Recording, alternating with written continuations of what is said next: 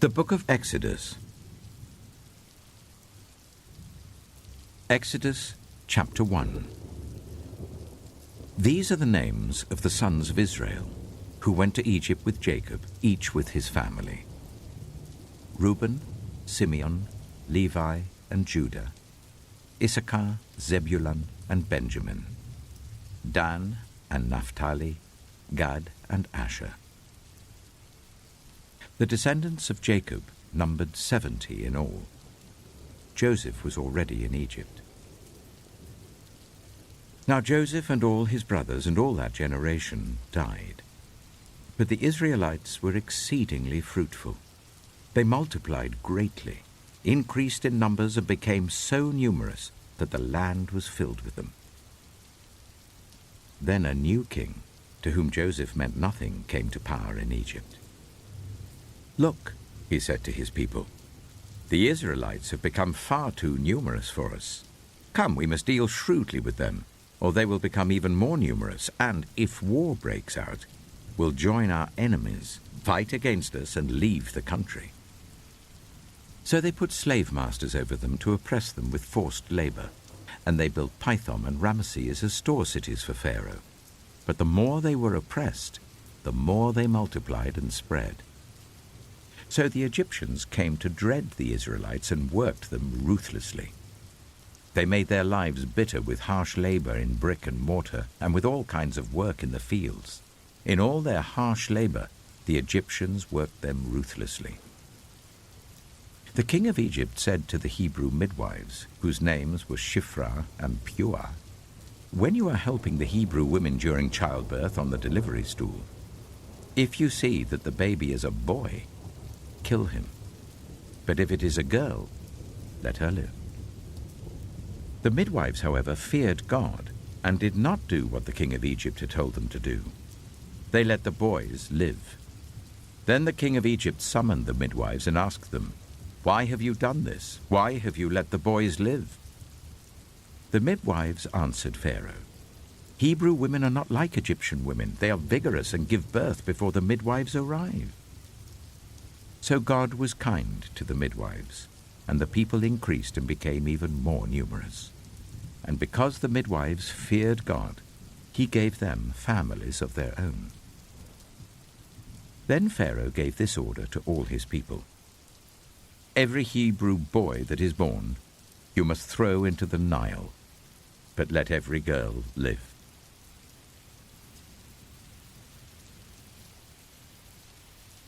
Exodus chapter 2.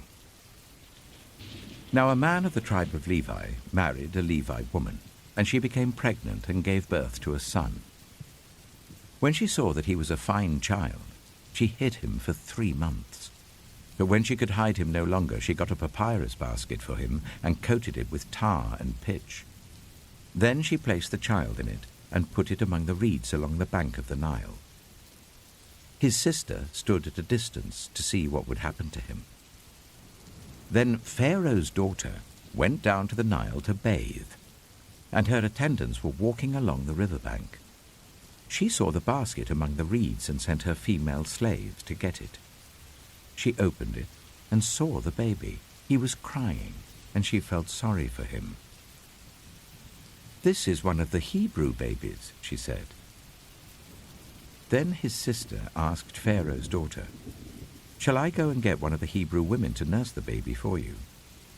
"Yes, go," she answered. So the girl went and got the baby's mother. Pharaoh's daughter said to her, "Take this baby and nurse him for me, and I will pay you." So the woman took the baby and nursed him. When the child grew older, she took him to Pharaoh's daughter, and he became her son. She named him Moses, saying, "I drew him out of the water." One day, after Moses had grown up, he went out to where his own people were and watched them at their hard labor. He saw an Egyptian beating a Hebrew, one of his own people.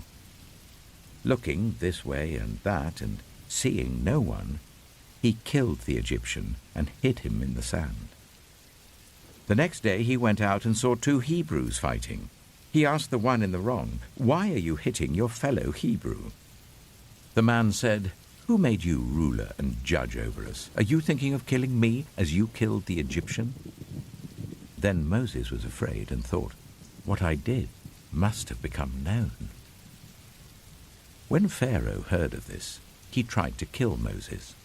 But Moses fled from Pharaoh and went to live in Midian, where he sat down by a well. Now a priest of Midian had 7 daughters, and they came to draw water and fill the troughs to water their father's flock. Some shepherds came along and drove them away, but Moses got up and came to their rescue and watered their flock. When the girls returned to Reuel, their father, he asked them, "Why have you returned so early today?" They answered, "An Egyptian rescued us from the shepherds. He even drew water for us and watered the flock." "And where is he?" Reuel asked his daughters. "Why did you leave him? Invite him to have something to eat." Moses agreed to stay with the man, who gave his daughter Zipporah to Moses in marriage. Zipporah gave birth to a son, and Moses named him Gershom, saying, "I have become a foreigner in a foreign land." During that long period, the king of Egypt died. The Israelites groaned in their slavery and cried out, and their cry for help because of their slavery went up to God. God heard their groaning, and he remembered his covenant with Abraham, with Isaac, and with Jacob. So God looked on the Israelites and was concerned about them.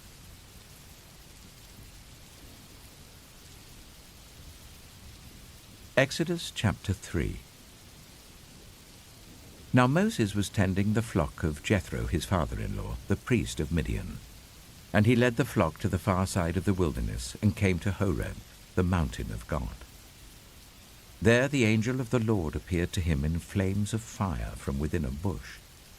Moses saw that though the bush was on fire, it did not burn up. So Moses thought, "I will go over and see this strange sight, why the bush does not burn up." When the Lord saw that he had gone over to look, God called to him from within the bush, "Moses, Moses." And Moses said, "Here I am." "Do not come any closer," God said. "Take off your sandals, for the place where you are standing is holy ground." Then he said, "I am the God of your father, the God of Abraham, the God of Isaac, and the God of Jacob." At this, Moses hid his face, because he was afraid to look at God. The Lord said, "I have indeed seen the misery of my people in Egypt. I have heard them crying out because of their slave drivers, and I am concerned about their suffering. So I have come down to rescue them from the hand of the Egyptians, and to bring them up out of that land into a good and spacious land, a land flowing with milk and honey, the home of the Canaanites, Hittites, Amorites, Perizzites, Hivites, and Jebusites. And now the cry of the Israelites has reached me, and I have seen the way the Egyptians are oppressing them. So now, go. I'm sending you to Pharaoh to bring my people, the Israelites, out of Egypt." But Moses said to God, "Who am I that I should go to Pharaoh and bring the Israelites out of Egypt?" And God said, "I will be with you, and this will be the sign to you that it is I who have sent you. When you have brought the people out of Egypt, you will worship God on this mountain." Moses said to God, "Suppose I go to the Israelites and say to them, 'The God of your fathers has sent me to you,' and they ask me, 'What is his name?' Then what shall I tell them?" God said to Moses, "I am who I am. This is what you are to say to the Israelites. 'I am has sent me to you.'" God also said to Moses, "Say to the Israelites, 'The Lord, the God of your fathers, the God of Abraham, the God of Isaac, and the God of Jacob, has sent me to you. This is my name forever, the name you shall call me from generation to generation. Go, assemble the elders of Israel and say to them, The Lord, the God of your fathers, the God of Abraham, Isaac, and Jacob, appeared to me and said, I have watched over you and have seen what has been done to you in Egypt. And I have promised to bring you up out of your misery in Egypt, into the land of the Canaanites, Hittites, Amorites, Perizzites, Hivites, and Jebusites, a land flowing with milk and honey. The elders of Israel will listen to you. Then you and the elders are to go to the king of Egypt and say to him, The Lord, the God of the Hebrews, has met with us. Let us take a 3-day journey into the wilderness to offer sacrifices to the Lord our God. But I know that the king of Egypt will not let you go, unless a mighty hand compels him. So I will stretch out my hand and strike the Egyptians with all the wonders that I will perform among them. After that, he will let you go. And I will make the Egyptians favorably disposed towards his people, so that when you leave you will not go empty-handed. Every woman is to ask her neighbor, and any woman living in her house, for articles of silver and gold and for clothing, which you will put on your sons and daughters, and so you will plunder the Egyptians.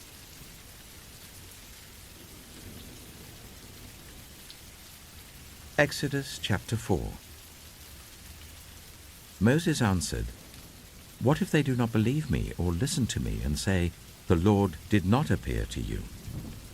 Then the Lord said to him, What is that in your hand? A staff, he replied. The Lord said, Throw it on the ground. Moses threw it on the ground, and it became a snake, and he ran from it. Then the Lord said to him, Reach out your hand and take it by the tail. So Moses reached out and took hold of the snake, and it turned back into a staff in his hand. This, said the Lord, is so that they may believe that the Lord, the God of their fathers, the God of Abraham, the God of Isaac, and the God of Jacob, has appeared to you. Then the Lord said, Put your hand inside your cloak. So Moses put his hand into his cloak, and when he took it out, the skin was leprous. It had become as white as snow. Now put it back into your cloak, he said. So Moses put his hand back into his cloak, and when he took it out, it was restored like the rest of his flesh. Then the Lord said, If they do not believe you, or pay attention to the first sign, they may believe the second. But if they do not believe these 2 signs or listen to you, take some water from the Nile and pour it on the dry ground. The water you take from the river will become blood on the ground. Moses said to the Lord, Pardon your servant, Lord, I have never been eloquent, neither in the past nor since you have spoken to your servant. I am slow of speech and tongue. The Lord said to him, Who gave human beings their mouths? Who makes them deaf or mute? Who gives them sight or makes them blind? Is it not I, the Lord? Now go, I will help you speak and will teach you what to say. But Moses said, Pardon your servant, Lord. Please send someone else. Then the Lord's anger burned against Moses, and he said, What about your brother, Aaron the Levite? I know he can speak well. He is already on his way to meet you, and he will be glad to see you. You shall speak to him and put words in his mouth. I will help both of you speak, and will teach you what to do. He will speak to the people for you, and it will be as if he were your mouth, and as if you were God to him. But take this staff in your hand, so that you can perform the signs with it. Then Moses went back to Jethro, his father-in-law, and said to him, Let me return to my own people in Egypt, to see if any of them are still alive. Jethro said, Go, and I wish you well. Now the Lord had said to Moses in Midian, "Go back to Egypt, for all those who wanted to kill you are dead." So Moses took his wife and sons, put them on a donkey, and started back to Egypt. And he took the staff of God in his hand. The Lord said to Moses, "When you return to Egypt, see that you perform before Pharaoh all the wonders I have given you the power to do. But I will harden his heart, so that he will not let the people go. Then say to Pharaoh, 'This is what the Lord says. Israel is my firstborn son, and I told you, let my son go so that he may worship me. But you refused to let him go, so I will kill your firstborn son.'" At a lodging place on the way, the Lord met Moses and was about to kill him. But Zipporah took a flint knife, cut off her son's foreskin, and touched Moses' feet with it. "Surely you are a bridegroom of blood to me," she said. So the Lord let him alone. At that time she said bridegroom of blood, referring to circumcision. The Lord said to Aaron, "Go into the wilderness to meet Moses." So he met Moses at the mountain of God and kissed him. Then Moses told Aaron everything the Lord had sent him to say, and also about all the signs he had commanded him to perform. Moses and Aaron brought together all the elders of the Israelites, and Aaron told them everything the Lord had said to Moses. He also performed the signs before the people, and they believed. And when they heard that the Lord was concerned about them and had seen their misery, they bowed down and worshipped.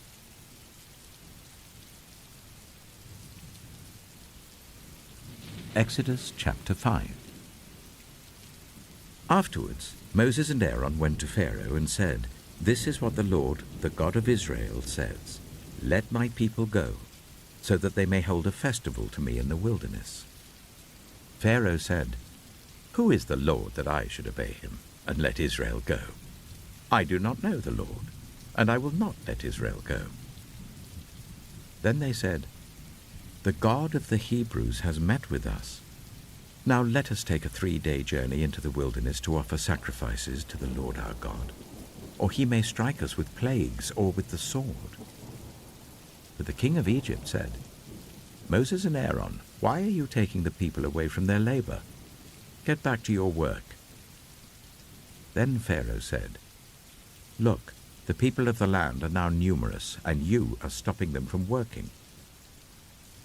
That same day Pharaoh gave this order to the slave drivers and overseers in charge of the people: "You are no longer to supply the people with straw for making bricks. Let them go and gather their own straw, but require them to make the same number of bricks as before.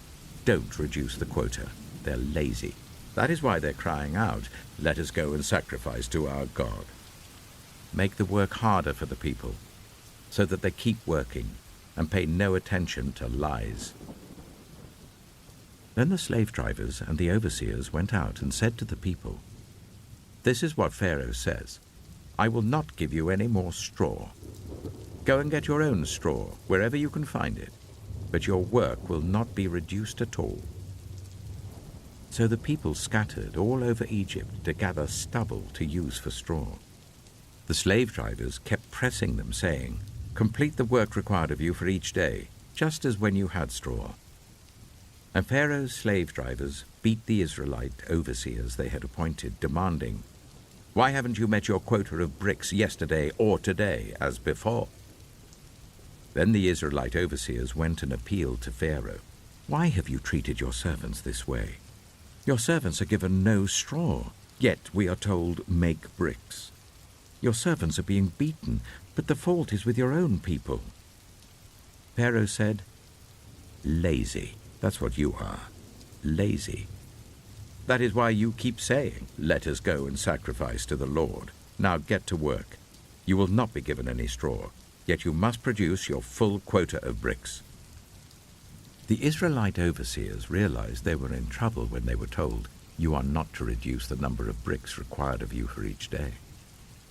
When they left Pharaoh, they found Moses and Aaron waiting to meet them, and they said, "May the Lord look on you and judge you. You have made us obnoxious to Pharaoh and his officials, and have put a sword in their hand to kill us." Moses returned to the Lord and said, "Why, Lord? Why have you brought trouble on this people? Is this why you sent me? Ever since I went to Pharaoh to speak in your name, he has brought trouble on this people, and you have not rescued your people at all."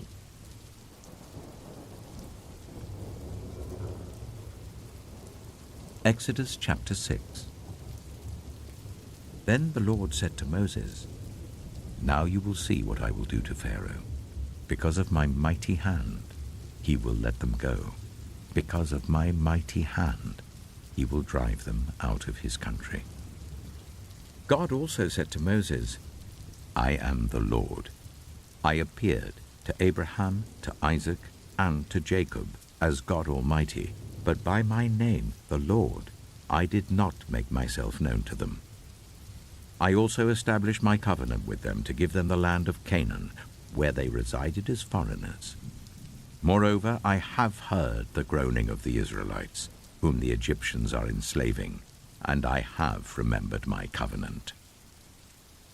Therefore say to the Israelites, I am the Lord, and I will bring you out from under the yoke of the Egyptians. I will free you from being slaves to them. I will redeem you with an outstretched arm and with mighty acts of judgment.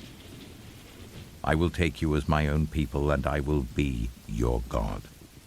Then you will know that I am the Lord your God, who has brought you out from under the yoke of the Egyptians, and I will bring you to the land I swore with uplifted hand to give to Abraham, to Isaac, and to Jacob. I will give it to you as a possession. I am the Lord." Moses reported this to the Israelites, but they did not listen to him because of their discouragement and harsh labor. Then the Lord said to Moses, "Go, tell Pharaoh, king of Egypt, to let the Israelites go out of his country." But Moses said to the Lord, "If the Israelites will not listen to me, why would Pharaoh listen to me, since I speak with faltering lips?" Now the Lord spoke to Moses and Aaron about the Israelites and Pharaoh, king of Egypt, and he commanded them to bring the Israelites out of Egypt. These were the heads of their families. The sons of Reuben, the firstborn of Israel, were Hanok and Palu, Hezron and Carmi. These were the clans of Reuben. The sons of Simeon were Jemuel, Jamin, Ohad, Jachin, Zohar, and Sheu, the son of a Canaanite woman. These were the clans of Simeon. These were the names of the sons of Levi according to their records: Gershon, Kohath, and Merari. Levi lived 137 years.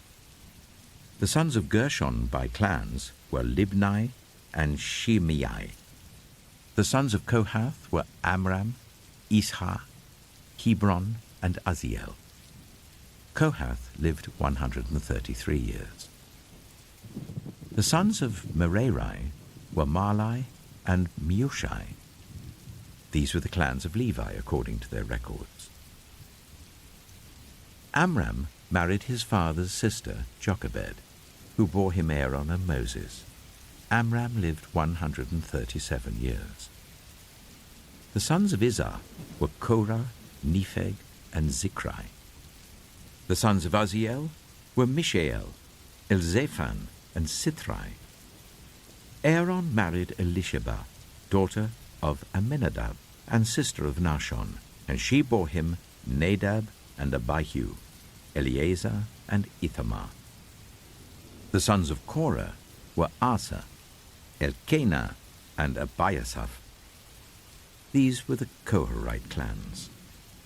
Eleazar, son of Aaron, married one of the daughters of Putiel, and she bore him Phinehas. These were the heads of the Levite families, clan by clan. It was this Aaron and Moses to whom the Lord had said, "Bring the Israelites out of Egypt by their divisions." They were the ones who spoke to Pharaoh, king of Egypt, about bringing the Israelites out of Egypt, this same Moses and Aaron. Now when the Lord spoke to Moses in Egypt, he said to him, I am the Lord. Tell Pharaoh, king of Egypt, everything I tell you. But Moses said to the Lord, Since I speak with faltering lips, why would Pharaoh listen to me?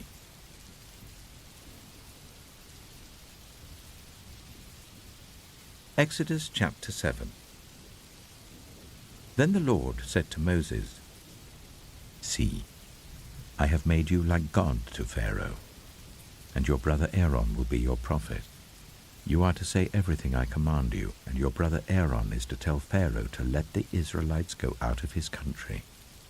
But I will harden Pharaoh's heart, and though I multiply my signs and wonders in Egypt, he will not listen to you. Then I will lay my hand on Egypt, and with mighty acts of judgment I will bring out my divisions, my people, the Israelites, and the Egyptians will know that I am the Lord, when I stretch out my hand against Egypt and bring the Israelites out of it. Moses and Aaron did just as the Lord commanded them.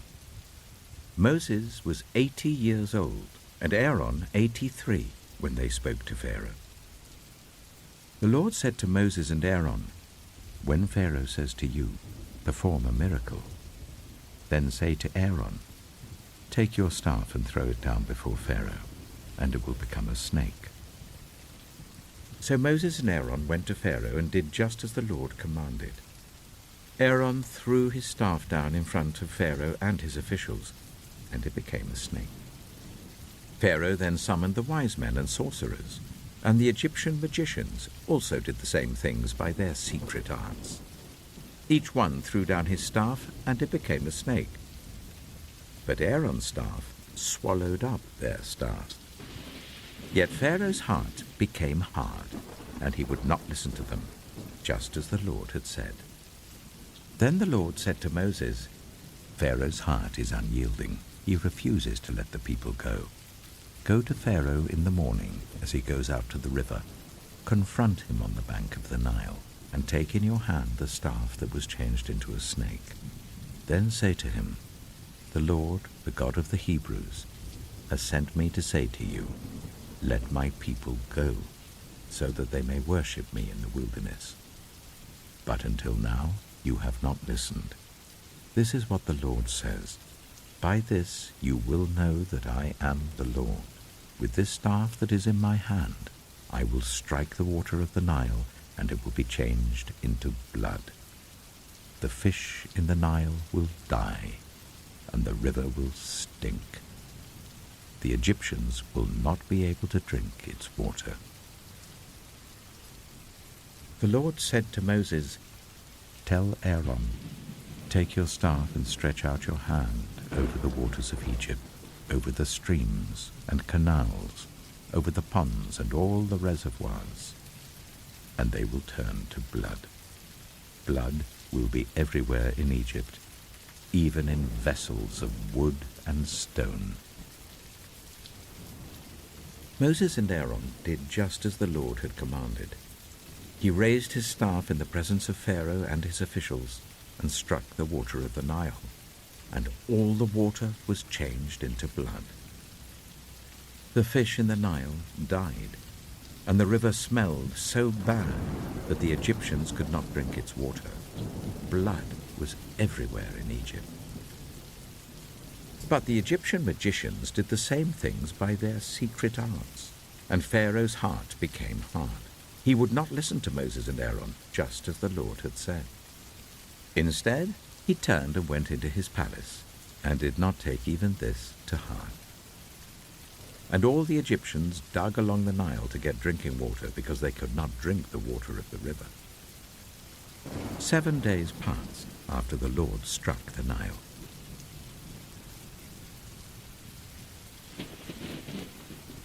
Exodus chapter 8.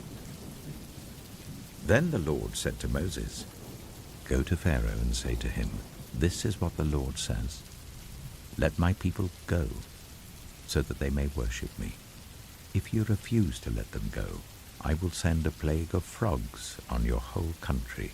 The Nile will teem with frogs. They will come up into your palace and your bedroom and onto your bed, into the houses of your officials and on your people, and into your ovens and kneading troughs. The frogs will come up on you and your people and all your officials. Then the Lord said to Moses, "Tell Aaron, stretch out your hand with your staff over the streams and canals and ponds, and make frogs come up on the land of Egypt." So Aaron stretched out his hand over the waters of Egypt, and the frogs came up and covered the land. But the magicians did the same things by their secret arts. They also made frogs come up on the land of Egypt. Pharaoh summoned Moses and Aaron and said, "Pray to the Lord to take the frogs away from me and my people, and I will let your people go to offer sacrifices to the Lord."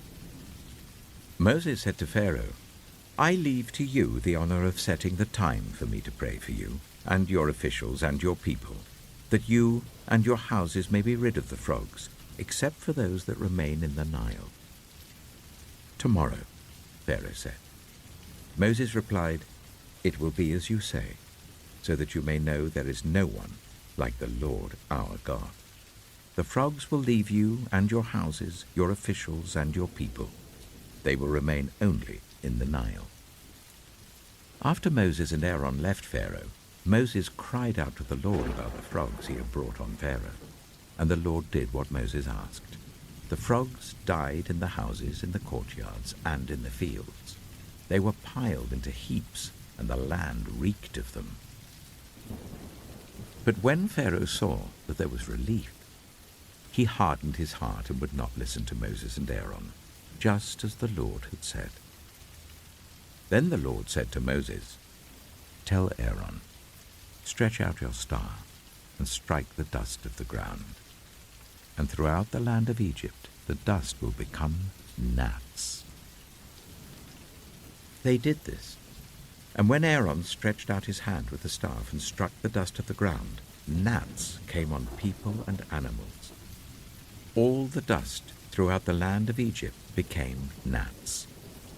But when the magicians tried to produce gnats by their secret arts, they could not.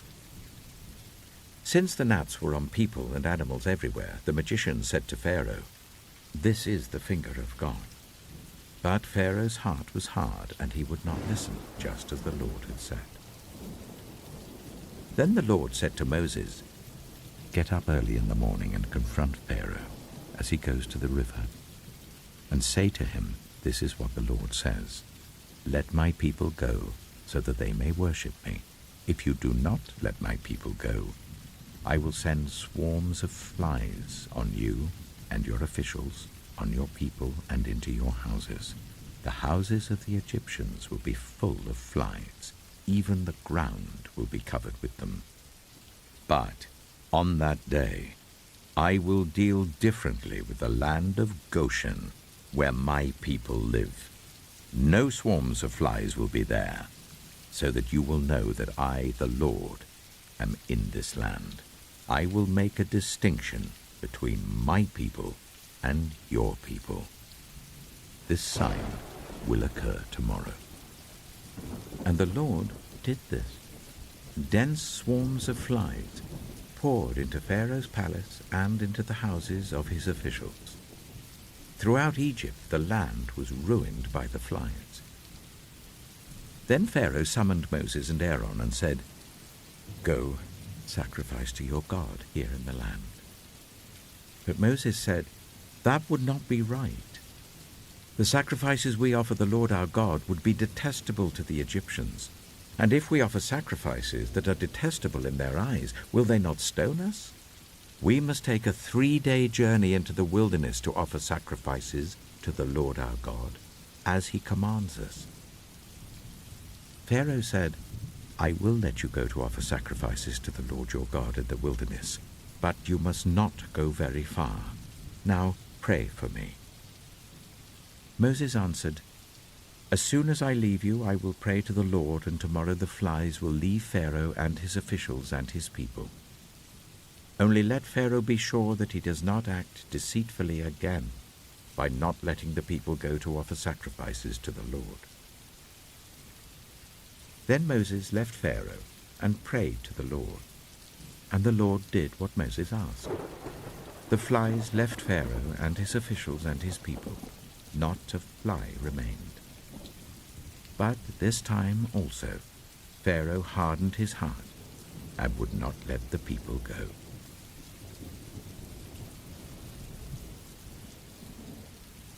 Exodus chapter 9. Then the Lord said to Moses, "Go to Pharaoh and say to him, 'This is what the Lord, the God of the Hebrews, says. Let my people go, so that they may worship me. If you refuse to let them go and continue to hold them back, the hand of the Lord will bring a terrible plague on your livestock in the field, on your horses, donkeys, and camels, and on your cattle, sheep, and goats. But the Lord will make a distinction between the livestock of Israel and that of Egypt, so that no animal belonging to the Israelites will die.'" The Lord set a time and said, "Tomorrow the Lord will do this in the land." And the next day the Lord did it. All the livestock of the Egyptians died, but not one animal belonging to the Israelites died. Pharaoh investigated and found that not even one of the animals of the Israelites had died. Yet his heart was unyielding, and he would not let the people go. Then the Lord said to Moses and Aaron, "Take handfuls of soot from a furnace, and let Moses toss it into the air in the presence of Pharaoh. It will become fine dust over the whole land of Egypt, and festering boils will break out on people and animals throughout the land." So they took soot from a furnace and stood before Pharaoh. Moses tossed it into the air, and festering boils broke out on people and animals. The magicians could not stand before Moses because of the boils that were on them and on all the Egyptians. But the Lord hardened Pharaoh's heart, and he would not listen to Moses and Aaron, just as the Lord had said to Moses. Then the Lord said to Moses, "Get up early in the morning, confront Pharaoh, and say to him, 'This is what the Lord, the God of the Hebrews, says. Let my people go, so that they may worship me. For this time I will send the full force of my plagues against you and against your officials and your people, so you may know that there is no one like me in all the earth. For by now I could have stretched out my hand and struck you and your people with a plague that would have wiped you off the earth. But I have raised you up for this very purpose, that I might show you my power, and that my name might be proclaimed in all the earth. You still set yourself against my people and will not let them go. Therefore, at this time tomorrow I will send the worst hailstorm that has ever fallen on Egypt from the day it was founded till now. Give an order now to bring your livestock and everything you have in the field to a place of shelter, because the hail will fall on every person and animal that has not been brought in and is still out in the field, and they will die." Those officials of Pharaoh who feared the word of the Lord hurried to bring their slaves and their livestock inside. But those who ignored the word of the Lord left their slaves and livestock in the field. Then the Lord said to Moses, "Stretch out your hand towards the sky so that hail will fall all over Egypt, on people and animals and on everything growing in the fields of Egypt." When Moses stretched out his staff towards the sky, the Lord sent thunder and hail, and lightning flashed down to the ground. So the Lord rained hail on the land of Egypt. Hail fell, and lightning flashed back and forth. It was the worst storm in all the land of Egypt since it had become a nation. Throughout Egypt, hail struck everything in the fields, both people and animals. It beat down everything growing in the fields and stripped every tree. The only place it did not hail was the land of Goshen, where the Israelites were. Then Pharaoh summoned Moses and Aaron. "This time I have sinned," he said to them. "The Lord is in the right, and I and my people are in the wrong. Pray to the Lord, for we have had enough thunder and hail. I will let you go. You don't have to stay any longer." Moses replied, "When I have gone out of the city, I will spread out my hands in prayer to the Lord. The thunder will stop, and there will be no more hail, so you may know that the earth is the Lord's. But I know that you and your officials still do not fear the Lord God." The flax and barley were destroyed, since the barley was in the ear and the flax was in bloom. The wheat and spelt, however, were not destroyed, because they ripened later. Then Moses left Pharaoh and went out of the city. He spread his hands towards the Lord. The thunder and hail stopped, and the rain no longer poured down on the land. When Pharaoh saw that the rain and hail and thunder had stopped, he sinned again. He and his officials hardened their hearts. So Pharaoh's heart was hard, and he would not let the Israelites go, just as the Lord had said through Moses.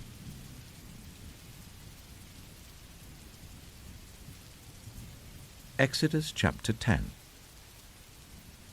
Then the Lord said to Moses, "Go to Pharaoh, for I have hardened his heart and the hearts of his officials, so that I may perform these signs of mine among them, that you may tell your children and grandchildren how I dealt harshly with the Egyptians, and how I performed my signs among them, and that you may know that I am the Lord."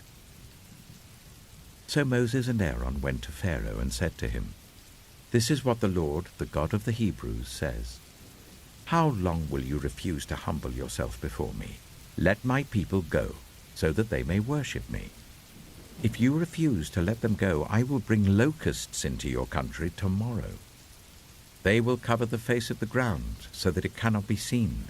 They will devour what little you have left after the hail, including every tree that is growing in your fields. They will fill your houses and those of all your officials and all the Egyptians, something neither your parents nor your ancestors have ever seen, from the day they settled in this land till now." Then Moses turned and left Pharaoh. Pharaoh's officials said to him, "How long will this man be a snare to us? Let the people go, so that they may worship the Lord their God. Do you not realize that Egypt is ruined?" Then Moses and Aaron were brought back to Pharaoh. "Go worship the Lord your God," he said. "But tell me who will be going." Moses answered, "We will go with our young and our old, with our sons and our daughters, and with our flocks and herds, because we are to celebrate a festival to the Lord." Pharaoh said, "The Lord be with you, if I let you go, along with your women and children. Clearly you are bent on evil. No, let only the men go and worship the Lord, since that's what you've been asking for." Then Moses and Aaron were driven out of Pharaoh's presence. And the Lord said to Moses, "Stretch out your hand over Egypt, so that locusts swarm over the land and devour everything growing in the fields, everything left by the hail." So Moses stretched out his staff over Egypt, and the Lord made an east wind blow across the land all that day and all that night. By morning, the wind had brought the locusts. They invaded all Egypt and settled down in every area of the country in great numbers. Never before had there been such a plague of locusts, nor will there ever be again. They covered all the ground until it was black. They devoured all that was left after the hail, everything growing in the fields and the fruit on the trees. Nothing green remained on tree or plant in all the land of Egypt. Pharaoh quickly summoned Moses and Aaron and said, I have sinned against the Lord your God and against you. Now forgive my sin once more, and pray to the Lord your God to take this deadly plague away from me. Moses then left Pharaoh and prayed to the Lord. And the Lord changed the wind to a very strong west wind, which caught up the locusts and carried them into the Red Sea. Not a locust was left anywhere in Egypt. But the Lord hardened Pharaoh's heart, and he would not let the Israelites go. Then the Lord said to Moses, Stretch out your hand towards the sky, so that darkness spreads over Egypt, darkness that can be felt. So Moses stretched out his hand towards the sky, and total darkness covered all Egypt for 3 days. No one could see anyone else or move about for 3 days. Yet all the Israelites had light in the places where they lived. Then Pharaoh summoned Moses and said, Go, worship the Lord. Even your women and children may go with you, only leave your flocks and herds behind. But Moses said, You must allow us to have sacrifices and burnt offerings to present to the Lord our God. Our livestock, too, must go with us. Not a hoof is to be left behind. We have to use some of them in worshipping the Lord our God. And until we get there, we will not know what we are to use to worship the Lord. But the Lord hardened Pharaoh's heart, and he was not willing to let them go. Pharaoh said to Moses, Get out of my sight. Make sure you do not appear before me again. The day you see my face, you will die. Just as you say, Moses replied, I will never appear before you again.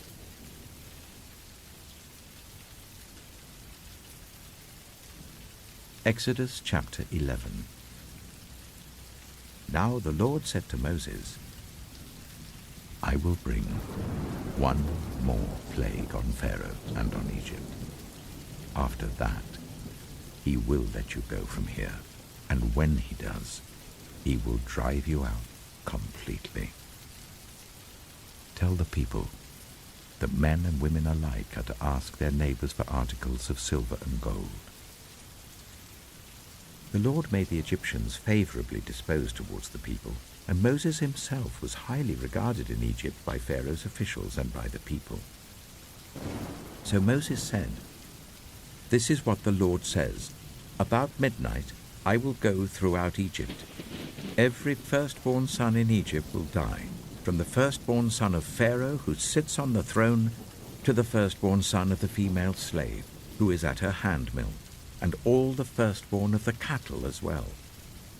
There will be loud wailing throughout Egypt, worse than there has ever been or ever will be again. But among the Israelites, not a dog will bark at any person or animal. Then you will know that the Lord makes a distinction between Egypt and Israel. All these officials of yours will come to me, bowing down before me, and saying, Go, you and all the people who follow you. After that, I will leave. Then Moses, hot with anger, left Pharaoh. The Lord had said to Moses, Pharaoh will refuse to listen to you, so that my wonders may be multiplied in Egypt. Moses and Aaron performed all these wonders before Pharaoh, but the Lord hardened Pharaoh's heart, and he would not let the Israelites go out of his country.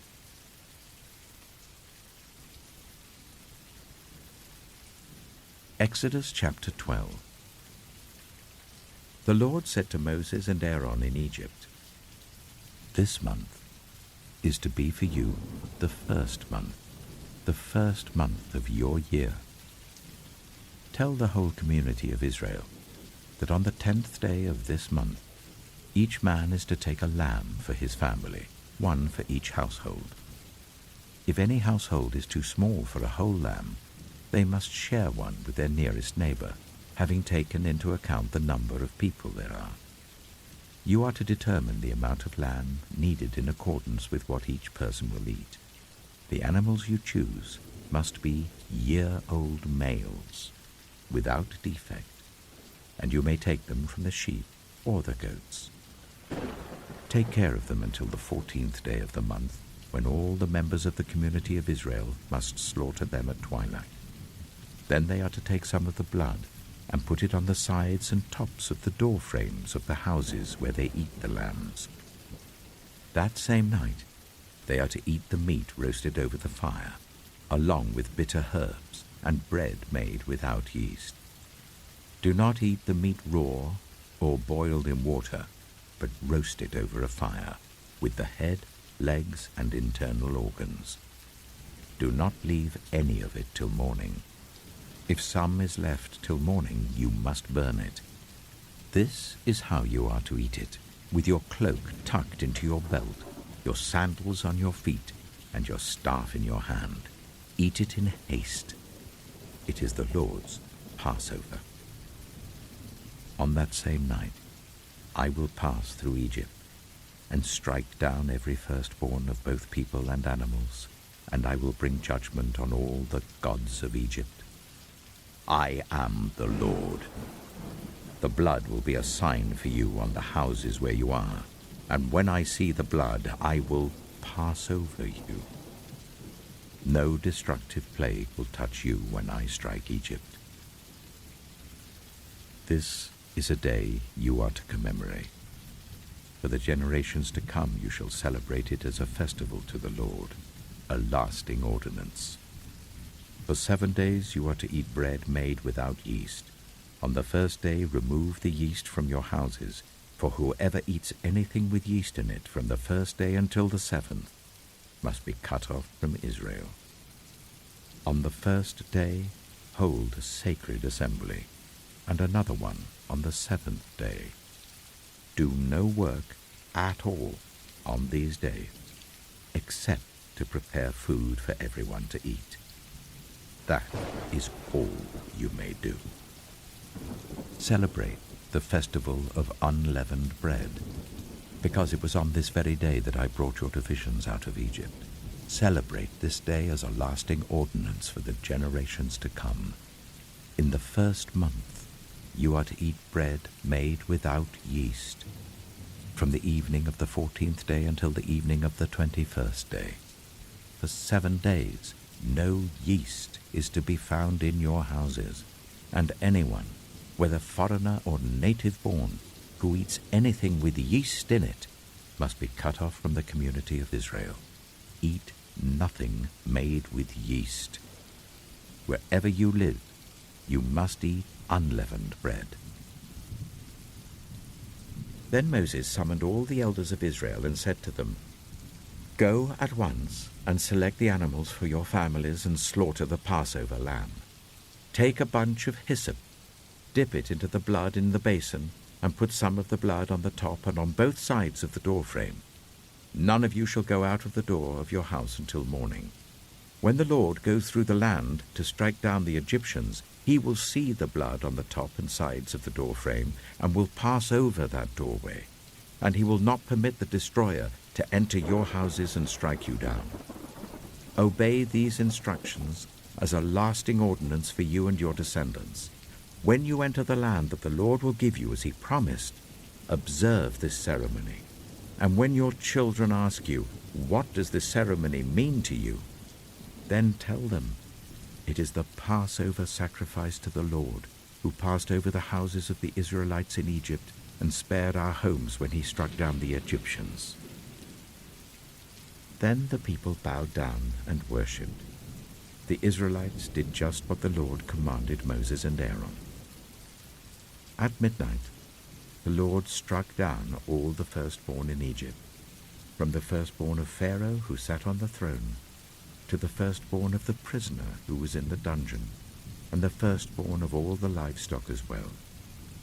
Pharaoh and all his officials and all the Egyptians got up during the night, and there was loud wailing in Egypt, for there was not a house without someone dead. During the night, Pharaoh summoned Moses and Aaron and said, "Up, leave my people, you and the Israelites. Go worship the Lord as you have requested. Take your flocks and herds, as you have said, and go. And also bless me." The Egyptians urged the people to hurry and leave the country. "For otherwise," they said, "we will all die." So the people took their dough before the yeast was added and carried it on their shoulders in kneading troughs wrapped in clothing. The Israelites did as Moses instructed and asked the Egyptians for articles of silver and gold and for clothing. The Lord had made the Egyptians favorably disposed towards the people, and they gave them what they asked for. So they plundered the Egyptians. The Israelites journeyed from Ramesses to Succoth. There were about 600,000 men on foot, besides women and children. Many other people went up with them, and also large droves of livestock, both flocks and herds. With the dough the Israelites had brought from Egypt, they baked loaves of unleavened bread. The dough was without yeast because they had been driven out of Egypt and did not have time to prepare food for themselves. Now the length of time the Israelite people lived in Egypt was 430 years. At the end of 430 years, to the very day, all the Lord's divisions left Egypt. Because the Lord kept vigil that night to bring them out of Egypt, on this night all the Israelites are to keep vigil to honor the Lord for the generations to come. The Lord said to Moses and Aaron, "These are the regulations for the Passover meal. No foreigner may eat it. Any slave you have bought may eat it after you have circumcised him, but a temporary resident or a hired worker may not eat it. It must be eaten inside the house. Take none of the meat outside the house. Do not break any of the bones. The whole community of Israel must celebrate it. A foreigner residing among you who wants to celebrate the Lord's Passover must have all the males in his household circumcised. Then he may take part, like one born in the land. No uncircumcised male may eat it. The same law applies both to the native-born and to the foreigner residing among you." All the Israelites did just what the Lord had commanded Moses and Aaron, and on that very day the Lord brought the Israelites out of Egypt by their divisions.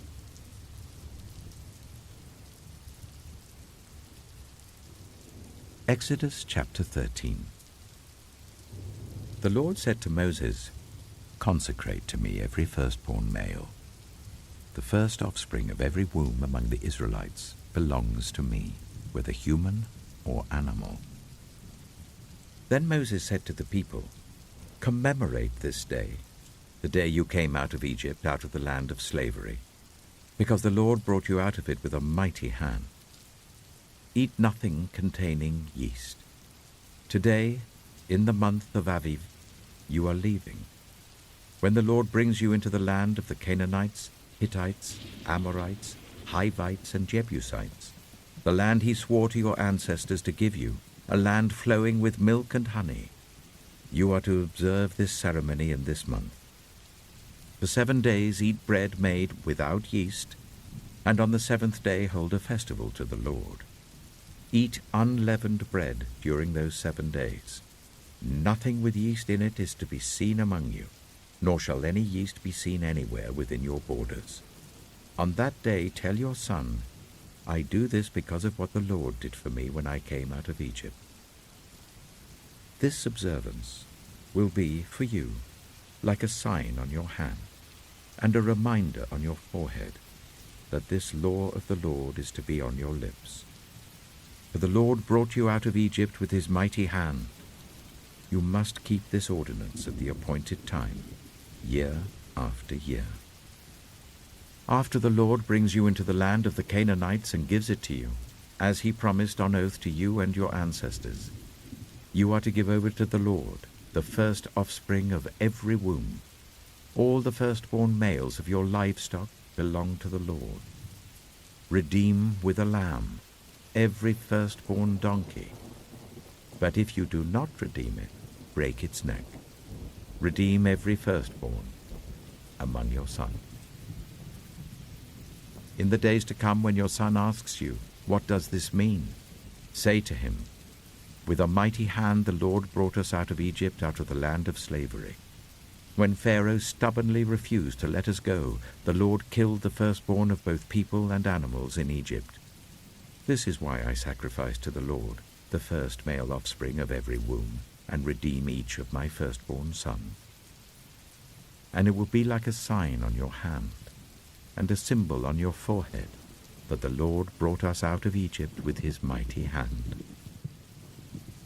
When Pharaoh let the people go, God did not lead them on the road through the Philistine country, though that was shorter. For God said, if they face war, they might change their minds and return to Egypt. So God led the people around by the desert road towards the Red Sea. The Israelites went up out of Egypt ready for battle. Moses took the bones of Joseph with him, because Joseph had made the Israelites swear an oath. He had said, "God will surely come to your aid, and then you must carry my bones up with you from this place." After leaving Succoth, they camped at Etham on the edge of the desert. By day the Lord went ahead of them in a pillar of cloud to guide them on their way, and by night in a pillar of fire to give them light, so that they could travel by day or night. Neither the pillar of cloud by day nor the pillar of fire by night left its place in front of the people.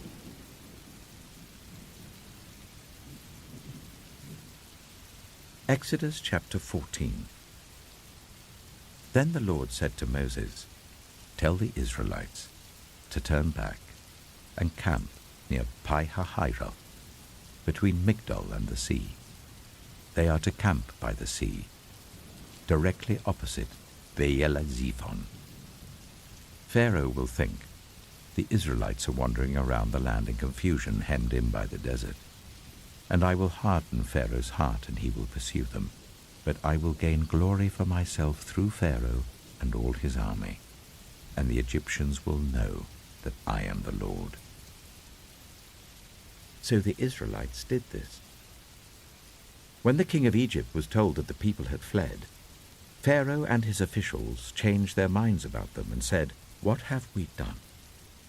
We have let the Israelites go and have lost their services."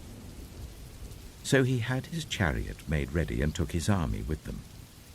He took 600 of the best chariots, along with all the other chariots of Egypt, with officers over all of them. The Lord hardened the heart of Pharaoh, king of Egypt, so that he pursued the Israelites who were marching out boldly. The Egyptians, all Pharaoh's horses and chariots, horsemen and troops, pursued the Israelites and overtook them as they camped by the sea, near Pi-hahiroth, opposite Baal-zephon. As Pharaoh approached, the Israelites looked up, and there were the Egyptians marching after them. They were terrified and cried out to the Lord. They said to Moses, "Was it because there were no graves in Egypt that you brought us to the desert to die? What have you done to us by bringing us out of Egypt? Didn't we say to you in Egypt, 'Leave us alone, let us serve the Egyptians'? It would have been better for us to serve the Egyptians than to die in the desert." Moses answered the people, "Do not be afraid. Stand firm, and you will see the deliverance the Lord will bring you today. The Egyptians you see today, you will never see again. The Lord will fight for you. You need only to be still." Then the Lord said to Moses, "Why are you crying out to me? Tell the Israelites to move on. Raise your staff and stretch out your hand over the sea to divide the water, so that the Israelites can go through the sea on dry ground. I will harden the hearts of the Egyptians, so that they will go in after them. And I will gain glory through Pharaoh and all his army, through his chariots and his horsemen. The Egyptians will know that I am the Lord, when I gain glory through Pharaoh, his chariots, and his horsemen." Then the angel of God, who had been traveling in front of Israel's army, withdrew and went behind them. The pillar of cloud also moved from in front and stood behind them, coming between the armies of Egypt and Israel. Throughout the night the cloud brought darkness to the one side and light to the other, so neither went near the other all night long. Then Moses stretched out his hand over the sea, and all that night the Lord drove the sea back with a strong east wind and turned it into dry land. The waters were divided, and the Israelites went through the sea on dry ground, with a wall of water on their right and on their left. The Egyptians pursued them, and all Pharaoh's horses and chariots and horsemen followed them into the sea. During the last watch of the night, the Lord looked down from the pillar of fire and cloud at the Egyptian army and threw it into confusion. He jammed the wheels of their chariots so that they had difficulty driving. And the Egyptians said, "Let's get away from the Israelites. The Lord is fighting for them against Egypt." Then the Lord said to Moses, "Stretch out your hand over the sea, so that the waters may flow back over the Egyptians and their chariots and horsemen." Moses stretched out his hand over the sea, and at daybreak the sea went back to its place. The Egyptians were fleeing towards it, and the Lord swept them into the sea. The water flowed back and covered the chariots and horsemen, the entire army of Pharaoh that had followed the Israelites into the sea. Not one of them survived. But the Israelites went through the sea on dry ground, with a wall of water on their right and on their left. That day the Lord saved Israel from the hands of the Egyptians, and Israel saw the Egyptians lying dead on the shore. And when the Israelites saw the mighty hand of the Lord displayed against the Egyptians, the people feared the Lord and put their trust in him and in Moses his servant.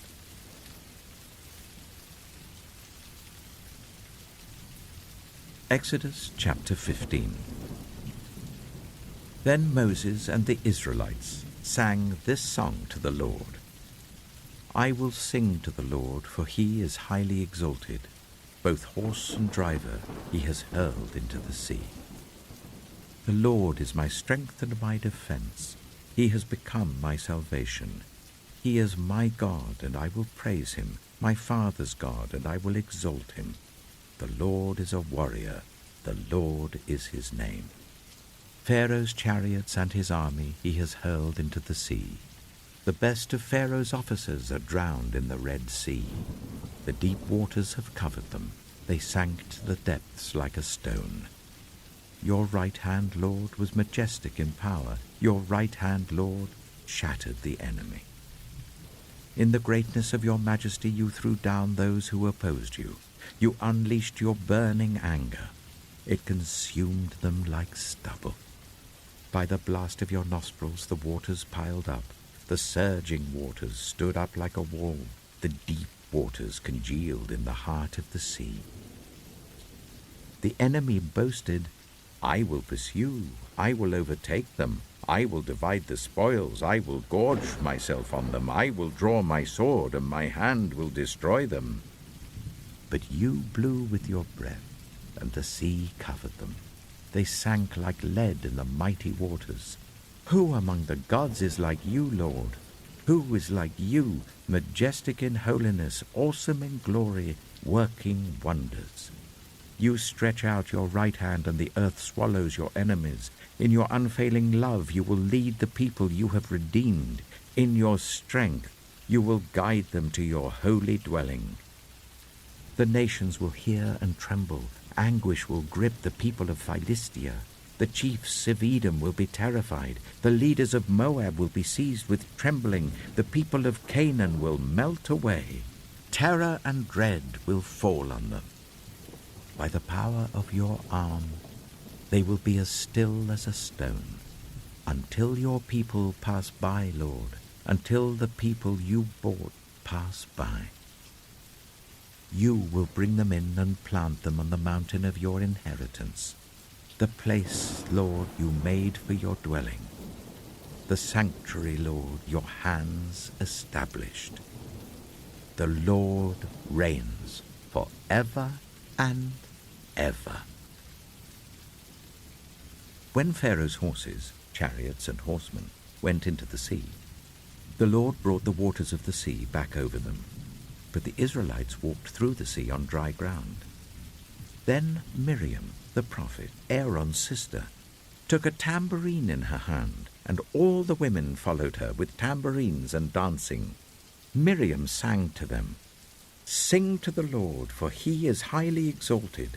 Both horse and driver he has hurled into the sea." Then Moses led Israel from the Red Sea, and they went into the desert of Shur. For 3 days they traveled in the desert without finding water. When they came to Marah, they could not drink its water because it was bitter. That is why the place is called Marah. So the people grumbled against Moses, saying, "What are we to drink?" Then Moses cried out to the Lord, and the Lord showed him a piece of wood. He threw it into the water, and the water became fit to drink.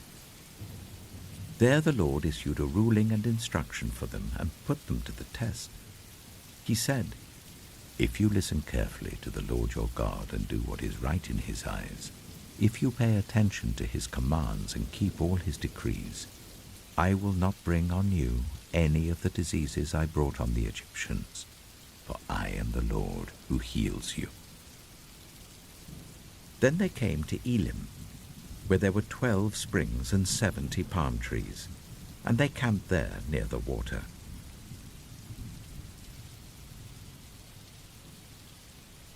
Exodus chapter 16. The whole Israelite community set out from Elim and came to the desert of Sin, which is between Elim and Sinai, on the 15th day of the 2nd month after they had come out of Egypt. In the desert, the whole community grumbled against Moses and Aaron. The Israelites said to them, "If only we had died by the Lord's hand in Egypt. There we sat round pots of meat and ate all the food we wanted. But you have brought us out into this desert to starve this entire assembly to death." Then the Lord said to Moses, "I will rain down bread from heaven for you. The people are to go out each day and gather enough for that day. In this way I will test them and see whether they will follow my instructions. On the 6th day they are to prepare what they bring in, and that is to be twice as much as they gather on the other days." So Moses and Aaron said to all the Israelites, "In the evening you will know that it was the Lord who brought you out of Egypt, and in the morning you will see the glory of the Lord, because he has heard your grumbling against him. Who are we that you should grumble against us?"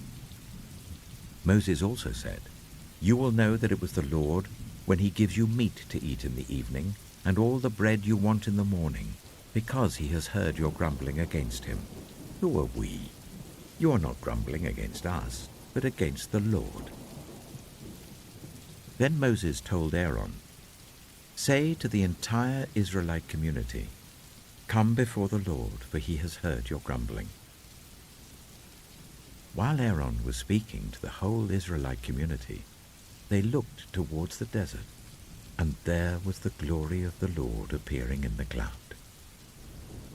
The Lord said to Moses, "I have heard the grumbling of the Israelites. Tell them, at twilight you will eat meat, and in the morning you will be filled with bread. Then you will know that I am the Lord your God." That evening quail came and covered the camp, and in the morning there was a layer of dew around the camp.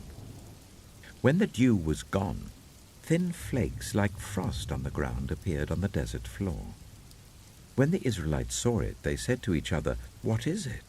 For they did not know what it was. Moses said to them, "It is the bread the Lord has given you to eat. This is what the Lord has commanded. Everyone is to gather as much as they need. Take an omer for each person you have in your tent." The Israelites did as they were told. Some gathered much, some little. And when they measured it by the omer, the one who gathered much did not have too much, and the one who gathered little did not have too little. Everyone had gathered just as much as they needed. Then Moses said to them, "No one is to keep any of it until morning." However, some of them paid no attention to Moses. They kept part of it until morning, but it was full of maggots and began to smell. So Moses was angry with them. Each morning, everyone gathered as much as they needed, and when the sun grew hot, it melted away. On the 6th day, they gathered twice as much, 2 omers for each person. And the leaders of the community came and reported this to Moses. He said to them, "This is what the Lord commanded. Tomorrow is to be a day of Sabbath rest, a holy Sabbath to the Lord. So bake what you want to bake and boil what you want to boil. Save whatever is left and keep it until morning." So they saved it until morning as Moses commanded, and it did not stink or get maggots in it. "Eat it today," Moses said, "because today is a Sabbath to the Lord. You will not find any of it on the ground today. 6 days you are to gather it, but on the 7th day, the Sabbath, there will not be any." Nevertheless, some of the people went out on the 7th day to gather it, but they found none. Then the Lord said to Moses, "How long will you refuse to keep my commands and my instructions? Bear in mind that the Lord has given you the Sabbath. That is why on the 6th day he gives you bread for 2 days. Everyone is to stay where they are on the 7th day. No one is to go out." So the people rested on the 7th day. The people of Israel called the bread manna. It was white like coriander seed and tasted like wafers made with honey. Moses said, "This is what the Lord has commanded.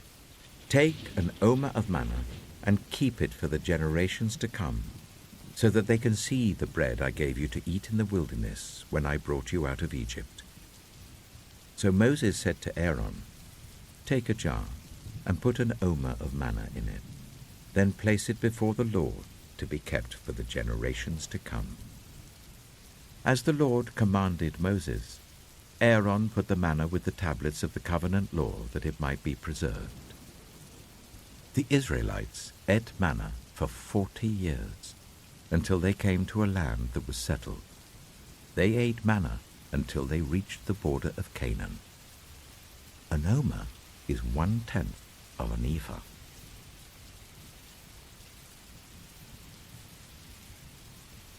Exodus chapter 17. The whole Israelite community set out from the desert of Sin, traveling from place to place as the Lord commanded. They camped at Rephidim, but there was no water for the people to drink. So they quarreled with Moses and said, "Give us water to drink." Moses replied, "Why do you quarrel with me? Why do you put the Lord to the test?" But the people were thirsty for water there, and they grumbled against Moses. They said, "Why did you bring us up out of Egypt to make us and our children and our livestock die of thirst?" Then Moses cried out to the Lord, "What am I to do with these people? They are almost ready to stone me." The Lord answered Moses, "Go out in front of the people. Take with you some of the elders of Israel, and take in your hand the staff with which you struck the Nile, and go. I will stand there before you by the rock at Horeb. Strike the rock, and water will come out of it for the people to drink." So Moses did this in the sight of the elders of Israel, and he called the place Massah and Meribah, because the Israelites quarreled, and because they tested the Lord, saying, "Is the Lord among us or not?" The Amalekites came and attacked the Israelites at Rephidim. Moses said to Joshua, "Choose some of our men and go out to fight the Amalekites. Tomorrow I will stand on top of the hill with the staff of God in my hands." So Joshua fought the Amalekites as Moses had ordered, and Moses, Aaron, and Hur went to the top of the hill.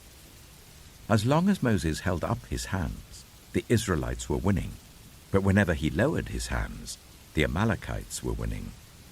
When Moses' hands grew tired, They took a stone and put it under him, and he sat on it. Aaron and Hur held his hands up, one on one side, one on the other, so that his hands remained steady till sunset. So Joshua overcame the Amalekite army with the sword.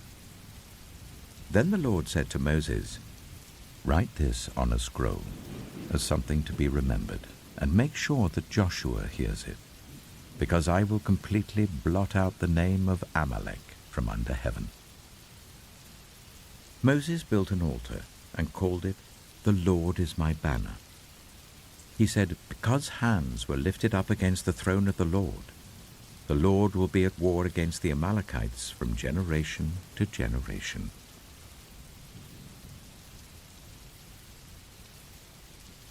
Exodus chapter 18. Now Jethro, the priest of Midian and father-in-law of Moses, heard of everything God had done for Moses and for his people Israel, and how the Lord had brought Israel out of Egypt. After Moses had sent away his wife Zipporah, his father-in-law Jethro received her and her 2 sons. One son was named Gershom, for Moses said, "I have become a foreigner in a foreign land." And the other was named Eleazar, for he said, "My father's God was my helper. He saved me from the sword of Pharaoh." Jethro, Moses' father-in-law, together with Moses' sons and wife, came to him in the wilderness where he was camped near the mountain of God.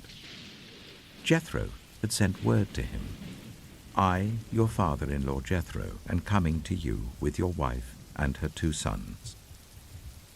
So Moses went out to meet his father-in-law and bowed down and kissed him. They greeted each other and then went into the tent. Moses told his father-in-law about everything the Lord had done to Pharaoh and the Egyptians for Israel's sake, and about all the hardships they had met along the way, and how the Lord had saved them. Jethro was delighted to hear about all the good things the Lord had done for Israel in rescuing them from the hand of the Egyptians.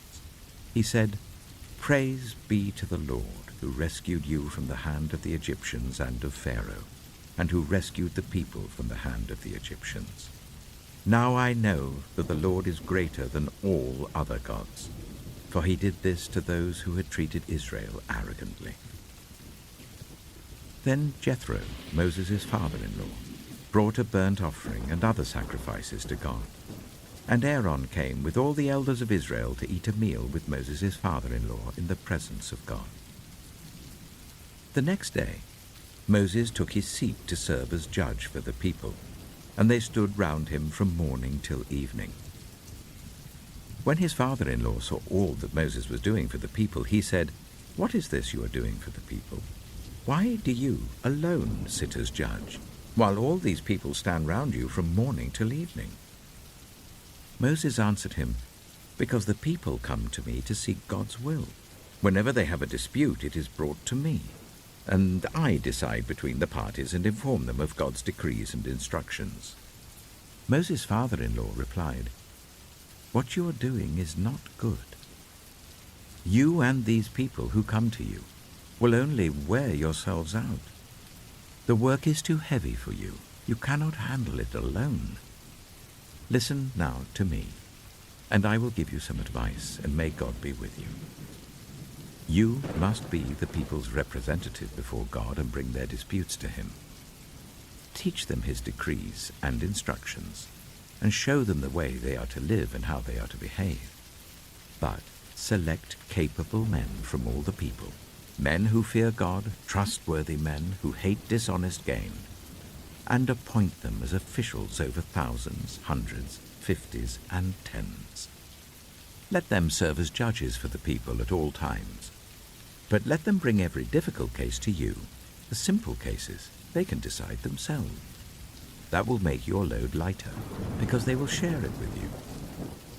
If you do this, and God so command, you will be able to stand the strain, and all these people will go home satisfied." Moses listened to his father-in-law and did everything he said. He chose capable men from all Israel and made them leaders of the people, officials over thousands, hundreds, fifties, and tens. They served as judges for the people at all times. The difficult cases they brought to Moses, but the simple ones they decided themselves. Then Moses sent his father-in-law on his way, and Jethro returned to his own country.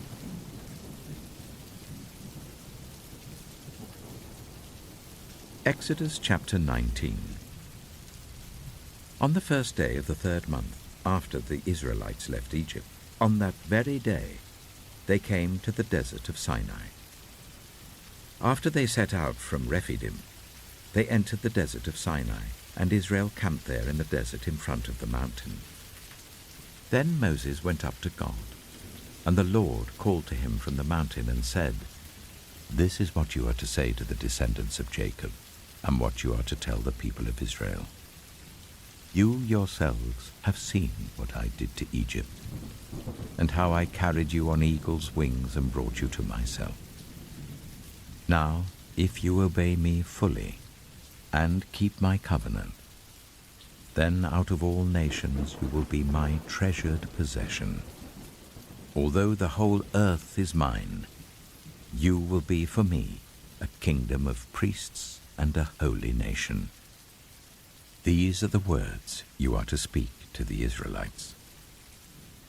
So Moses went back and summoned the elders of the people, and set before them all the words the Lord had commanded him to speak.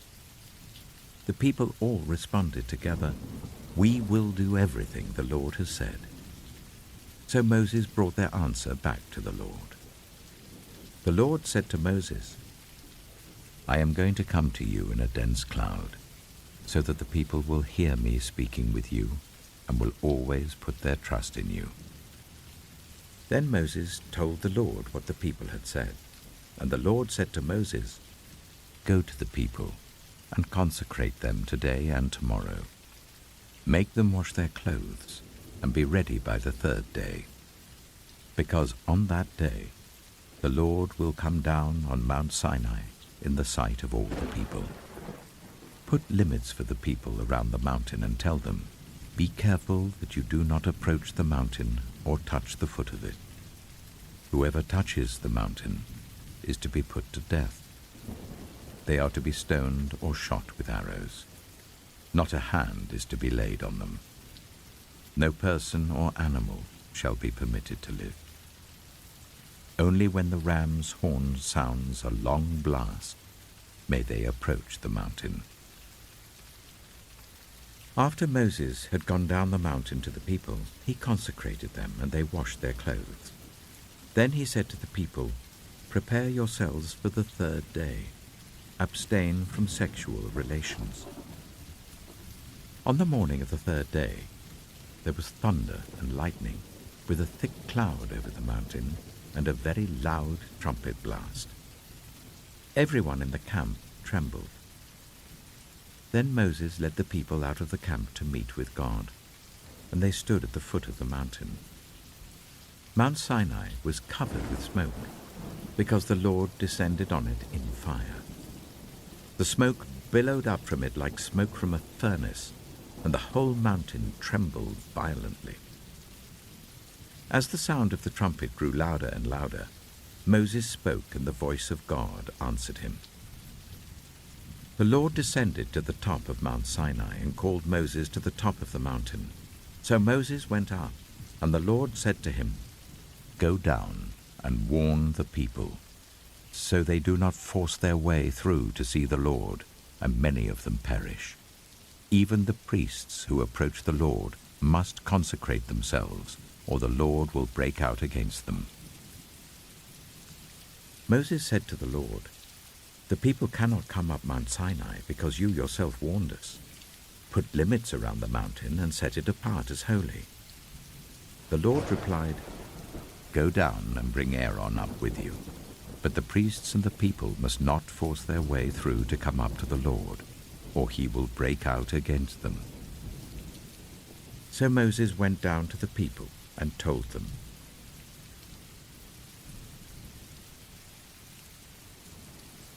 Exodus chapter 20.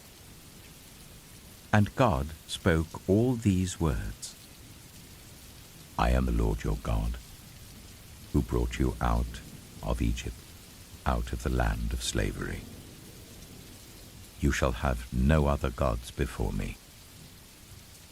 You shall not make for yourself an image in the form of anything in heaven above, or on the earth beneath, or in the waters below. You shall not bow down to them or worship them. For I, the Lord your God, am a jealous God, punishing the children for the sin of the parents to the third and fourth generation of those who hate me, but showing love to 1,000 generations of those who love me and keep my commandments. You shall not misuse the name of the Lord your God, for the Lord will not hold anyone guiltless who misuses his name. Remember the Sabbath day by keeping it holy. 6 days you shall labor and do all your work, but the seventh day is a Sabbath to the Lord your God. On it you shall not do any work, neither you, nor your son or daughter, nor your male or female servant, nor your animals, nor any foreigner residing in your towns. For in 6 days the Lord made the heavens and the earth, the sea, and all that is in them, but he rested on the seventh day. Therefore the Lord blessed the Sabbath day and made it holy. Honor your father and your mother, so that you may live long in the land the Lord your God is giving you. You shall not murder. You shall not commit adultery. You shall not steal. You shall not give false testimony against your neighbor. You shall not covet your neighbor's house. You shall not covet your neighbor's wife, or his male or female servant, his ox or donkey, or anything that belongs to your neighbor. When the people saw the thunder and lightning and heard the trumpet and saw the mountain in smoke, they trembled with fear.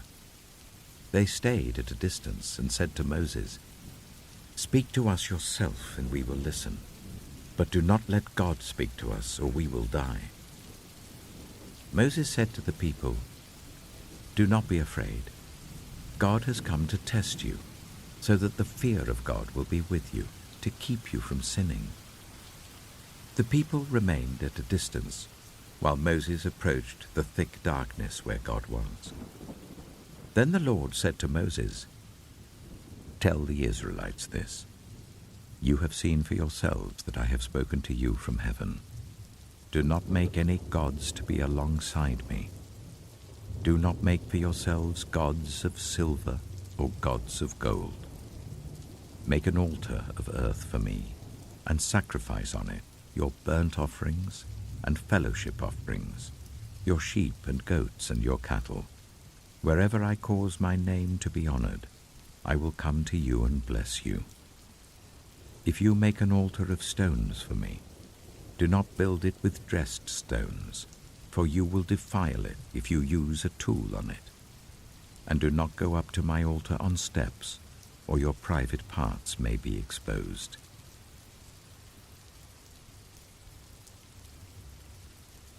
Exodus chapter 21. These are the laws you are to set before them. If you buy a Hebrew servant, he is to serve you for 6 years, but in the 7th year he shall go free without paying anything. If he comes alone, he is to go free alone. But if he has a wife when he comes, she is to go with him. If his master gives him a wife and she bears him sons or daughters, the woman and her children shall belong to her master, and only the man shall go free. But if the servant declares, "I love my master and my wife and children, and do not want to go free," then his master must take him before the judges. He shall take him to the door or the doorpost, and pierce his ear with an awl. Then he will be his servant for life. If a man sells his daughter as a servant, she is not to go free as male servants do.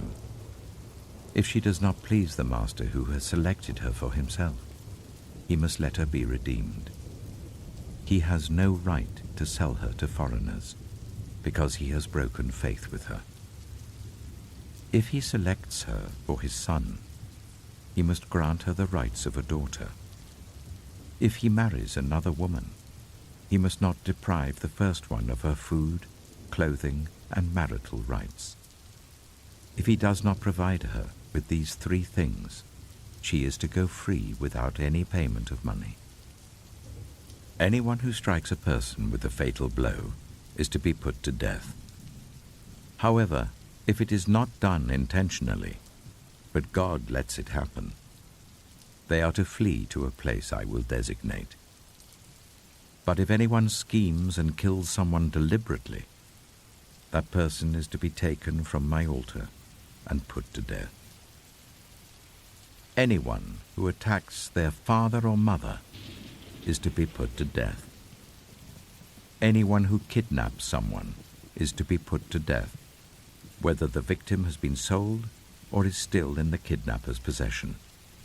Anyone who curses their father or mother is to be put to death. If people quarrel and one person hits another with a stone or with their fist, and the victim does not die but is confined to bed, the one who struck the blow will not be held liable if the other can get up and walk around outside with a staff. However, the guilty party must pay the injured person for any loss of time and see that the victim is completely healed. Anyone who beats their male or female slave with a rod must be punished if the slave dies as a direct result. But they are not to be punished if the slave recovers after a day or two, since the slave is their property. If people are fighting and hit a pregnant woman and she gives birth prematurely, but there is no serious injury, the offender must be fined whatever the woman's husband demands and the court allows. But if there is serious injury, you are to take life for life, eye for eye, tooth for tooth, hand for hand, foot for foot, burn for burn, wound for wound, bruise for bruise. An owner who hits a male or female slave in the eye and destroys it must let the slave go free to compensate for the eye. And an owner who knocks out the tooth of a male or female slave must let the slave go free to compensate for the tooth. If a bull gores a man or woman to death, the bull is to be stoned to death, and its meat must not be eaten. But the owner of the bull will not be held responsible. If, however, the bull has had the habit of goring, and the owner has been warned but has not kept it penned up, and it kills a man or woman, the bull is to be stoned, and its owner also is to be put to death. However, if payment is demanded, the owner may redeem his life by the payment of whatever is demanded. This law also applies if the bull gores a son or a daughter.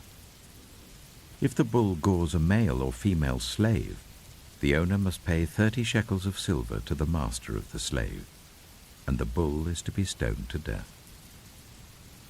If anyone uncovers a pit, or digs one and fails to cover it, and an ox or donkey falls into it, the one who opened the pit must pay the owner for the loss and take the dead animal in exchange. If anyone's bull injures someone else's bull and it dies, the two parties are to sell the live one and divide both the money and the dead animal equally. However, if it was known that the bull had the habit of goring, yet the owner did not keep it penned up, the owner must pay animal for animal and take the dead animal in exchange.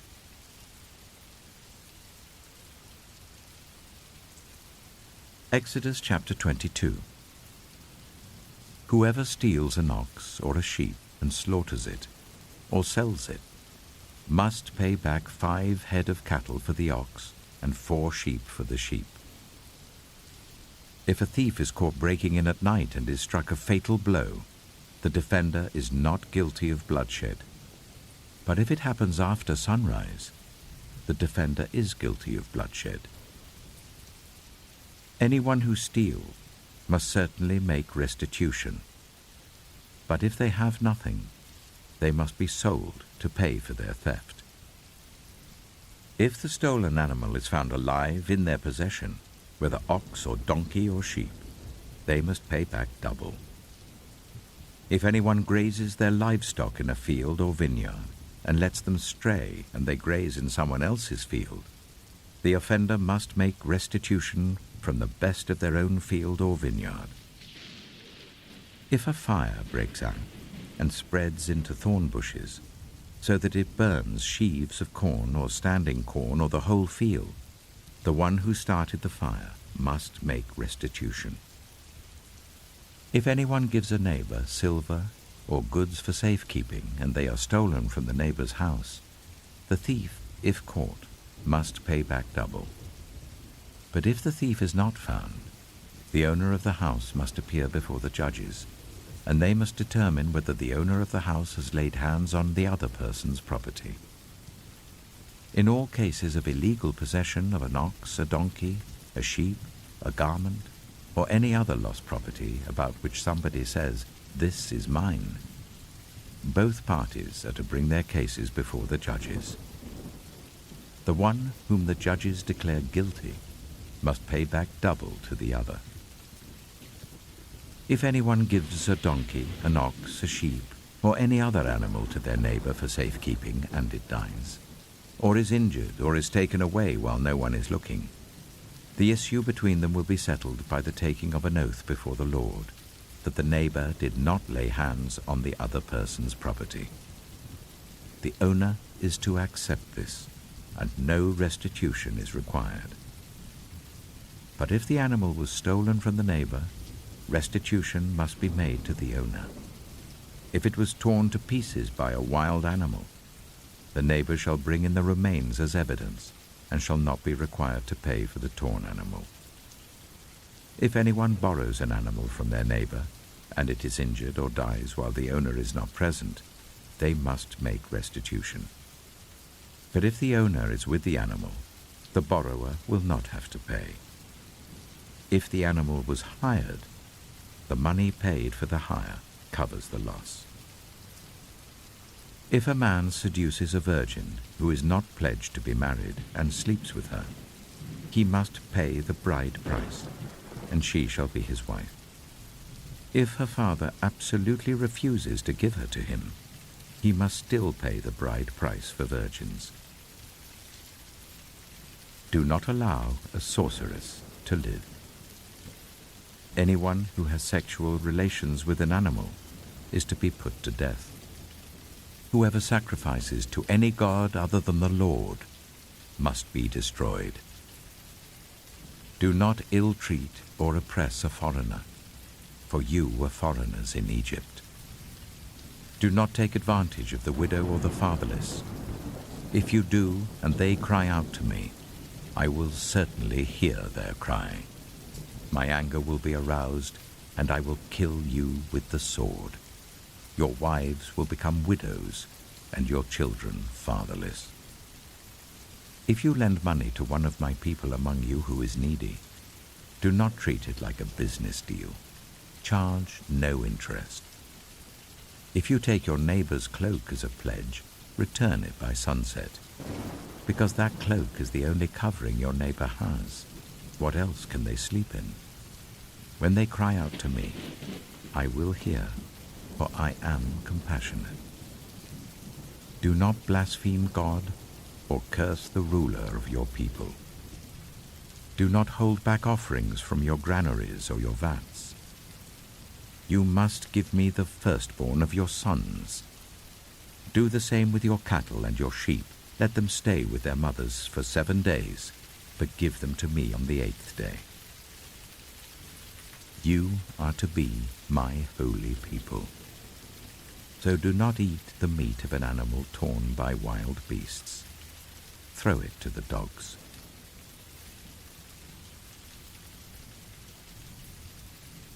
Exodus chapter 23. Do not spread false reports. Do not help a guilty person by being a malicious witness. Do not follow the crowd in doing wrong. When you give testimony in a lawsuit, do not pervert justice by siding with the crowd, and do not show favoritism to a poor person in a lawsuit. If you come across your enemy's ox or donkey wandering off, be sure to return it. If you see the donkey of someone who hates you, fallen down under its load, do not leave it there. Be sure you help them with it. Do not deny justice to your poor people in their lawsuits.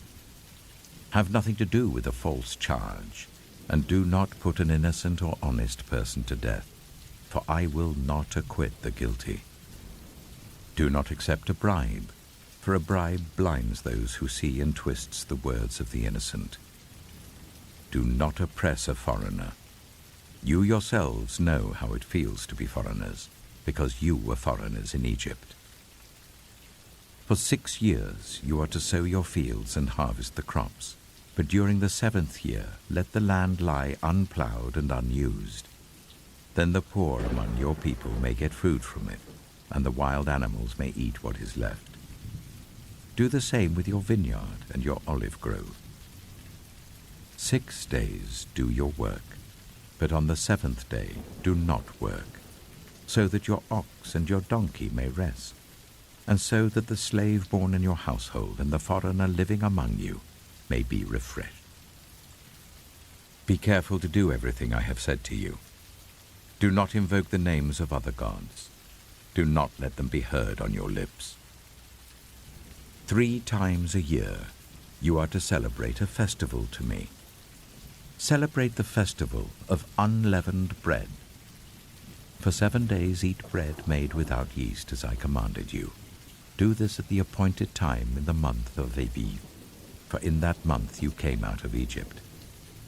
No one is to appear before me empty-handed. Celebrate the festival of harvest with the first fruits of the crops you sow in your field. Celebrate the festival of ingathering at the end of the year, when you gather in your crops from the field. 3 times a year all the men are to appear before the sovereign Lord. Do not offer the blood of a sacrifice to me, along with anything containing yeast. The fat of my festival offerings must not be kept until morning. Bring the best of the first fruits of your soil to the house of the Lord your God.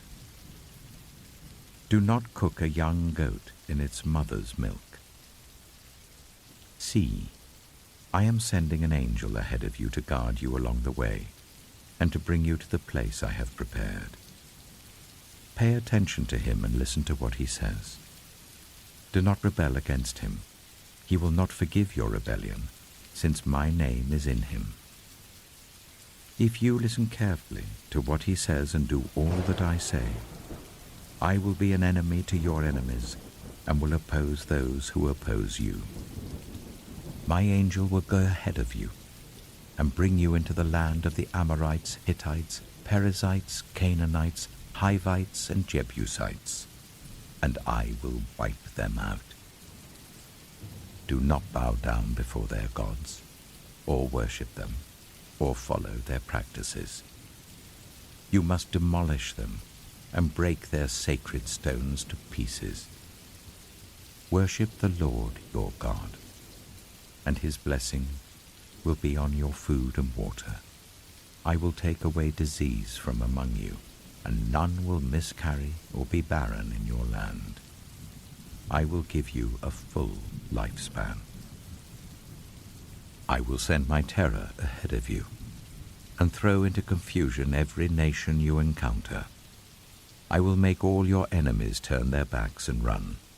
I will send the hornet ahead of you to drive the Hivites, Canaanites, and Hittites out of your way.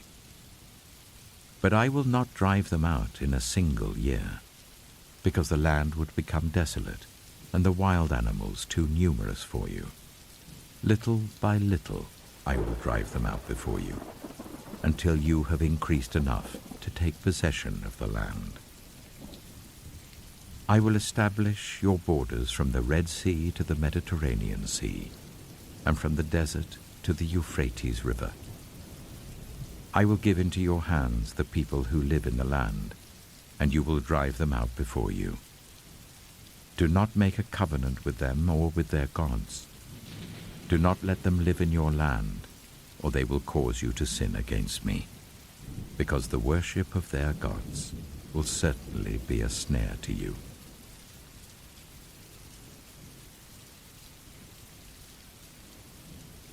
Exodus chapter 24. Then the Lord said to Moses, "Come up to the Lord, you and Aaron, Nadab and Abihu, and 70 of the elders of Israel. You are to worship at a distance, but Moses alone is to approach the Lord. The others must not come near, and the people may not come up with him." When Moses went and told the people all the Lord's words and laws, they responded with one voice, "Everything the Lord has said we will do." Moses then wrote down everything the Lord had said. He got up early the next morning and built an altar at the foot of the mountain and set up 12 stone pillars representing the 12 tribes of Israel. Then he sent young Israelite men, and they offered burnt offerings and sacrificed young bulls as fellowship offerings to the Lord. Moses took half of the blood and put it in bowls, and the other half he splashed against the altar. Then he took the book of the covenant and read it to the people. They responded, "We will do everything the Lord has said. We will obey."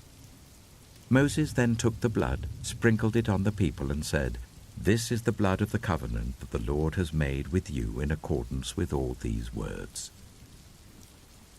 Moses and Aaron, Nadab and Abihu, and the 70 elders of Israel went up and saw the God of Israel. Under his feet was something like a pavement made of lapis lazuli, as bright blue as the sky.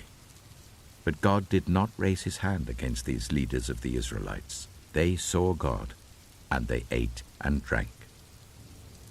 The Lord said to Moses, "Come up to me on the mountain and stay here, and I will give you the tablets of stone with the law and commandments I have written for their instruction." Then Moses set out with Joshua his assistant, and Moses went up on the mountain of God. He said to the elders, "Wait here for us until we come back to you. Aaron and Hur are with you, and anyone involved in a dispute can go to them." When Moses went up on the mountain, the cloud covered it, and the glory of the Lord settled on Mount Sinai. For 6 days the cloud covered the mountain, and on the 7th day the Lord called to Moses from within the cloud. To the Israelites, the glory of the Lord looked like a consuming fire on top of the mountain. Then Moses entered the cloud as he went on up the mountain, and he stayed on the mountain 40 days and 40 nights.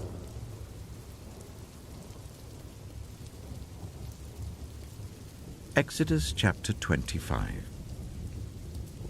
The Lord said to Moses, "Tell the Israelites to bring me an offering. You are to receive the offering for me from everyone whose heart prompts them to give. These are the offerings you are to receive from them: gold, silver and bronze, blue, purple and scarlet yarn, and fine linen, goat hair, ram skins dyed red, and another type of durable leather, acacia wood, olive oil for the light, spices for the anointing oil and for the fragrant incense, and onyx stones and other gems to be mounted on the ephod and breastpiece. Then let them make a sanctuary for me, and I will dwell among them. Make this tabernacle and all its furnishings exactly like the pattern I will show you. Let them make an ark of acacia wood, 2.5 cubits long, 1.5 cubits wide, and 1.5 cubits high. Overlay it with pure gold, both inside and out, and make a gold molding around it. Cast 4 gold rings for it, and fasten them to its 4 feet, with 2 rings on one side and 2 rings on the other. Then make poles of acacia wood, and overlay them with gold. Insert the poles into the rings on the sides of the ark to carry it. The poles are to remain in the rings of this ark. They are not to be removed. Then put in the ark the tablets of the covenant law which I will give you. Make an atonement cover of pure gold. 2.5 cubits long and 1.5 cubits wide. And make 2 cherubim out of hammered gold at the ends of the cover. Make 1 cherub on one end and the second cherub on the other. Make the cherubim of one piece with the cover at the 2 ends. The cherubim are to have their wings spread upwards, overshadowing the cover with them. The cherubim are to face each other, looking towards the cover. Place the cover on top of the ark and put in the ark the tablets of the covenant law that I will give you.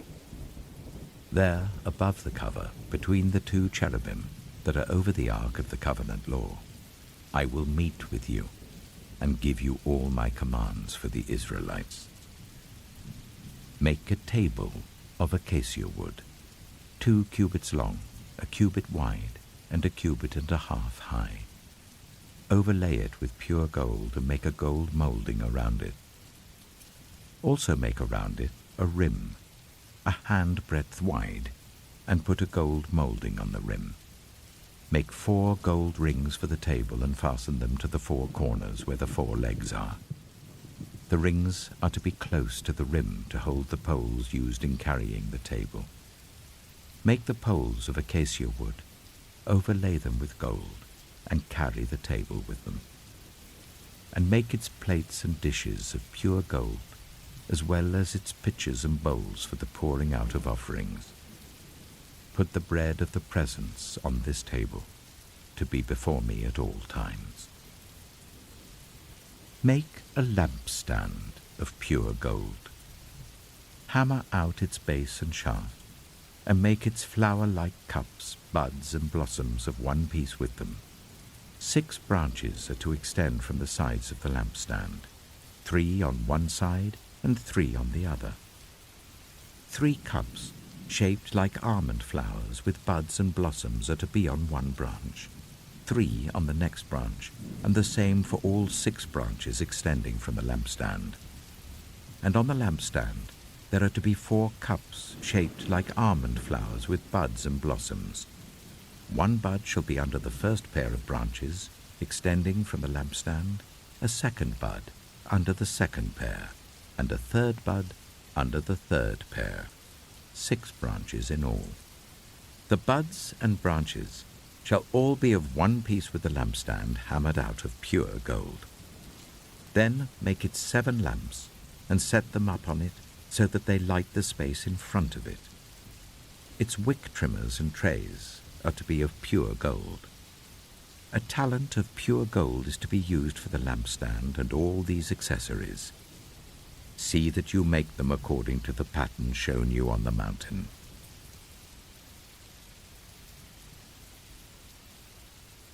Exodus chapter 26. Make the tabernacle with 10 curtains of finely twisted linen and blue, purple, and scarlet yarn, with cherubim woven into them by a skilled worker. All the curtains are to be the same size, 28 cubits long and 4 cubits wide. Join 5 of the curtains together and do the same with the other 5. Make loops of blue material along the edge of the end curtain in one set and do the same with the end curtain in the other set. Make 50 loops on one curtain and 50 loops on the end curtain of the other set, with the loops opposite each other. Then make 50 gold clasps and use them to fasten the curtains together so that the tabernacle is a unit. Make curtains of goat hair for the tent over the tabernacle, 11 altogether. All 11 curtains are to be the same size, 30 cubits long and 4 cubits wide. Join 5 of the curtains together into one set and the other 6 into another set. Fold the 6th curtain double at the front of the tent. Make 50 loops along the edge of the end curtain in one set and also along the edge of the end curtain in the other set. Then make 50 bronze clasps and put them in the loops to fasten the tent together as a unit. As for the additional length of the tent curtains, the half curtain that is left over is to hang down at the rear of the tabernacle. The tent curtains will be a cubit longer on both sides. What is left will hang over the sides of the tabernacle so as to cover it. Make for the tent a covering of ram skins dyed red, and over that a covering of other durable leather. Make upright frames of acacia wood for the tabernacle. Each frame is to be 10 cubits long and 1.5 cubits wide, with 2 projections set parallel to each other. Make all the frames of the tabernacle in this way. Make 20 frames for the south side of the tabernacle, and make 40 silver bases to go under them, 2 bases for each frame, 1 under each projection. For the other side, the north side of the tabernacle, make 20 frames and 40 silver bases, 2 under each frame. Make 6 frames for the far end, that is the west end of the tabernacle, and make 2 frames for the corners of the far end. At these 2 corners, they must be double from the bottom all the way to the top and fitted into a single ring. Both shall be like that. So there will be 8 frames and 16 silver bases, 2 under each frame. Also, make crossbars of acacia wood, 5 for the frames on one side of the tabernacle, 5 for those on the other side, and 5 for the frames on the west at the far end of the tabernacle. The center crossbar is to extend from end to end at the middle of the frames. Overlay the frames with gold and make gold rings to hold the crossbars. Also, overlay the crossbars with gold. Set up the tabernacle according to the plan shown you on the mountain. Make a curtain of blue, purple, and scarlet yarn and finely twisted linen, with cherubim woven into it by a skilled worker. Hang it with gold hooks on 4 posts of acacia wood, overlaid with gold and standing on 4 silver bases. Hang the curtain from the clasps, and place the Ark of the Covenant Law behind the curtain. The curtain will separate the holy place from the most holy place. Put the atonement cover on the Ark of the Covenant Law in the most holy place. Place the table outside the curtain on the north side of the tabernacle, and put the lampstand opposite it on the south side. For the entrance to the tent, make a curtain of blue, purple, and scarlet yarn and finely twisted linen, the work of an embroiderer. Make gold hooks for this curtain, and 5 posts of acacia wood overlaid with gold, and cast 5 bronze bases for them.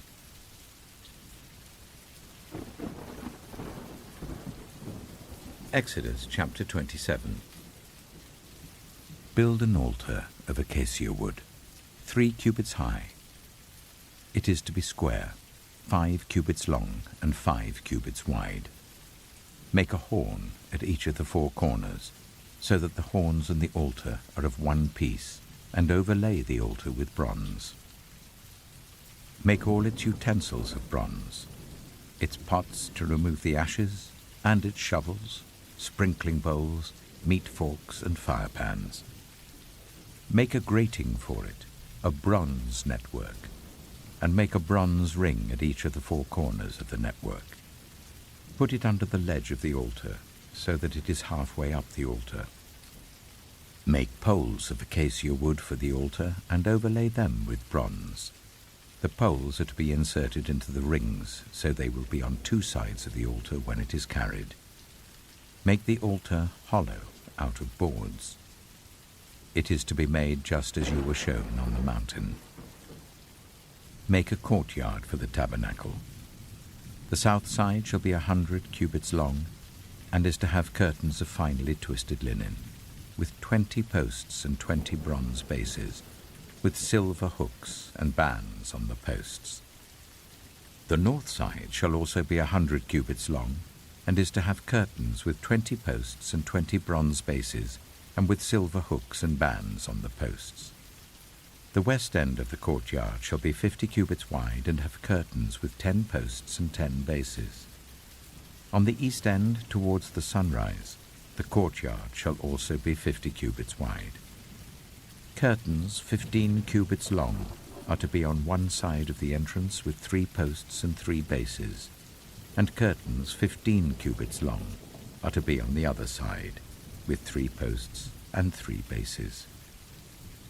For the entrance to the courtyard, provide a curtain 20 cubits long of blue, purple, and scarlet yarn, and finely twisted linen, the work of an embroiderer, with 4 posts and 4 bases. All the posts around the courtyard are to have silver bands and hooks and bronze bases. The courtyard shall be 100 cubits long and 50 cubits wide, with curtains of finely twisted linen 5 cubits high, and with bronze bases. All the other articles used in the service of the tabernacle, whatever their function, including all the tent pegs for it and those for the courtyard, are to be of bronze. Command the Israelites to bring you clear oil of pressed olives for the light, so that the lamps may be kept burning. In the tent of meeting outside the curtain that shields the ark of the covenant law, Aaron and his sons are to keep the lamps burning before the Lord from evening till morning. This is to be a lasting ordinance among the Israelites for the generations to come.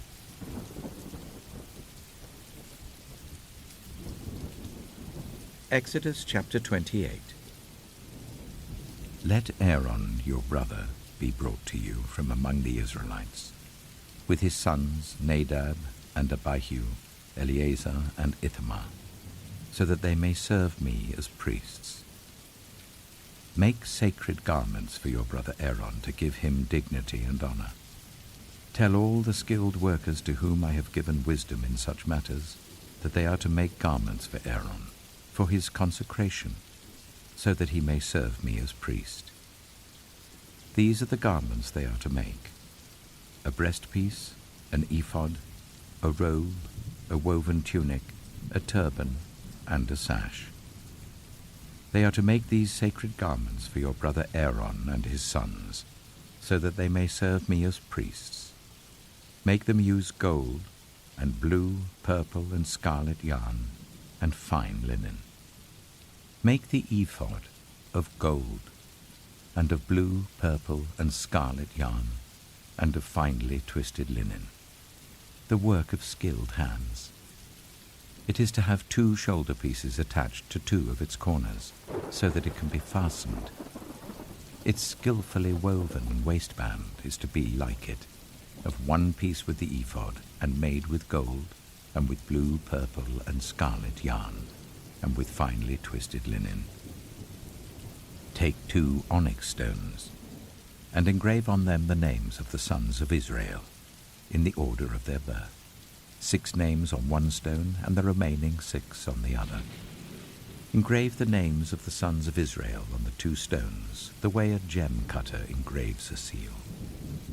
Then mount the stones in gold filigree settings, and fasten them on the shoulder pieces of the ephod as memorial stones for the sons of Israel.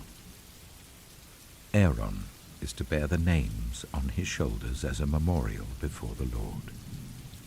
Make gold filigree settings, and 2 braided chains of pure gold like a rope, and attach the chains to the settings. Fashion a breastpiece for making decisions, the work of skilled hands. Make it like the ephod, of gold and of blue, purple, and scarlet yarn, and of finely twisted linen. It is to be square, a span long and a span wide, and folded double. Then mount 4 rows of precious stones on it. The first row shall be carnelian, chrysolite, and beryl. The second row shall be turquoise, lapis lazuli, and emerald.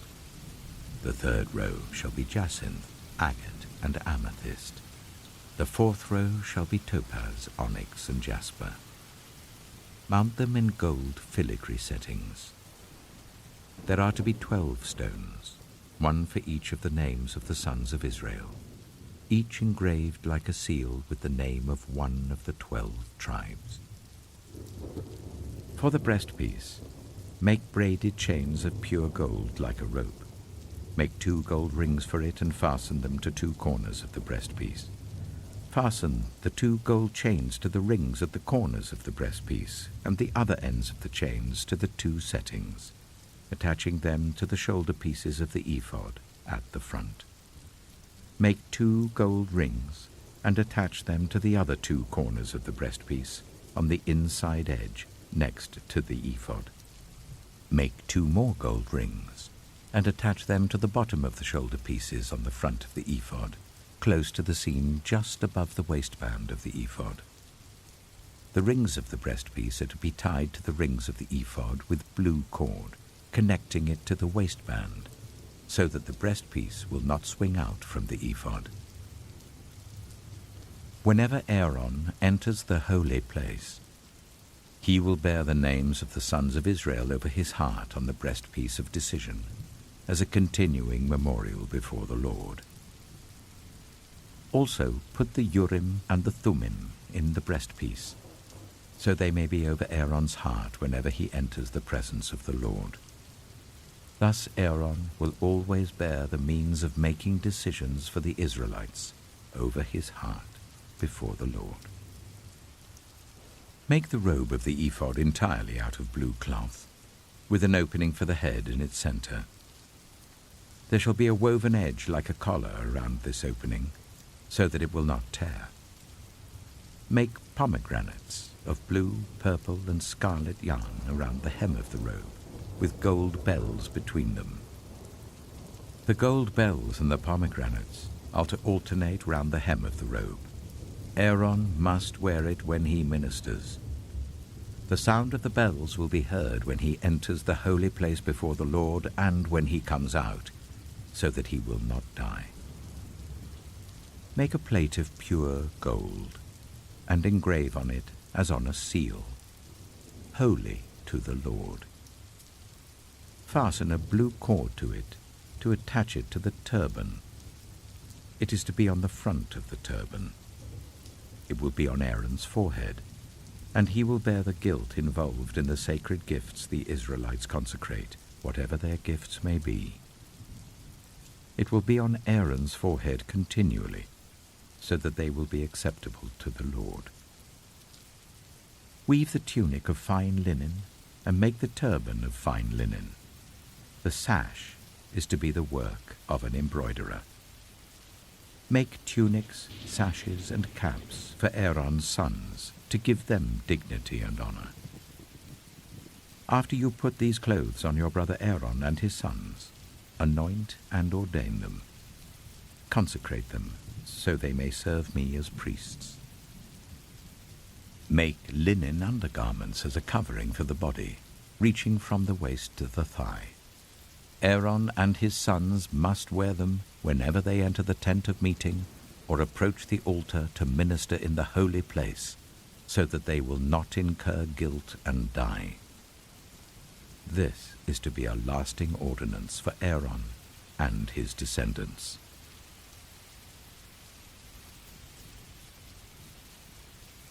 Exodus chapter 29.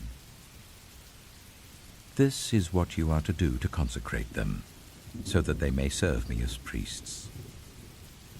Take a young bull and 2 rams without defect, and from the finest wheat flour make round loaves without yeast, thick loaves without yeast, and with olive oil mixed in, and thin loaves without yeast, and brushed with olive oil. Put them in a basket, and present them in it, along with the bull and the 2 rams.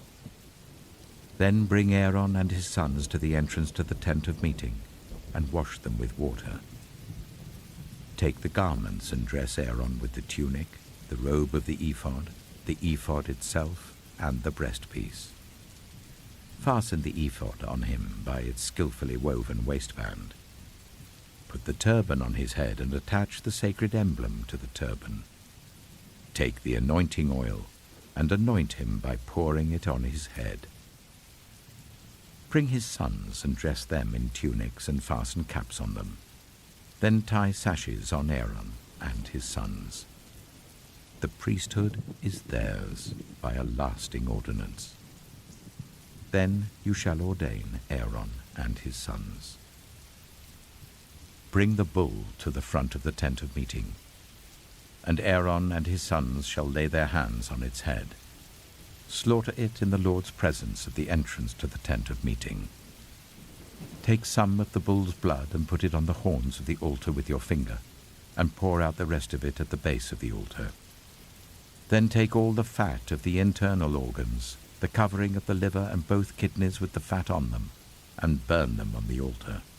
But burn the bull's flesh and its hide and its intestines outside the camp.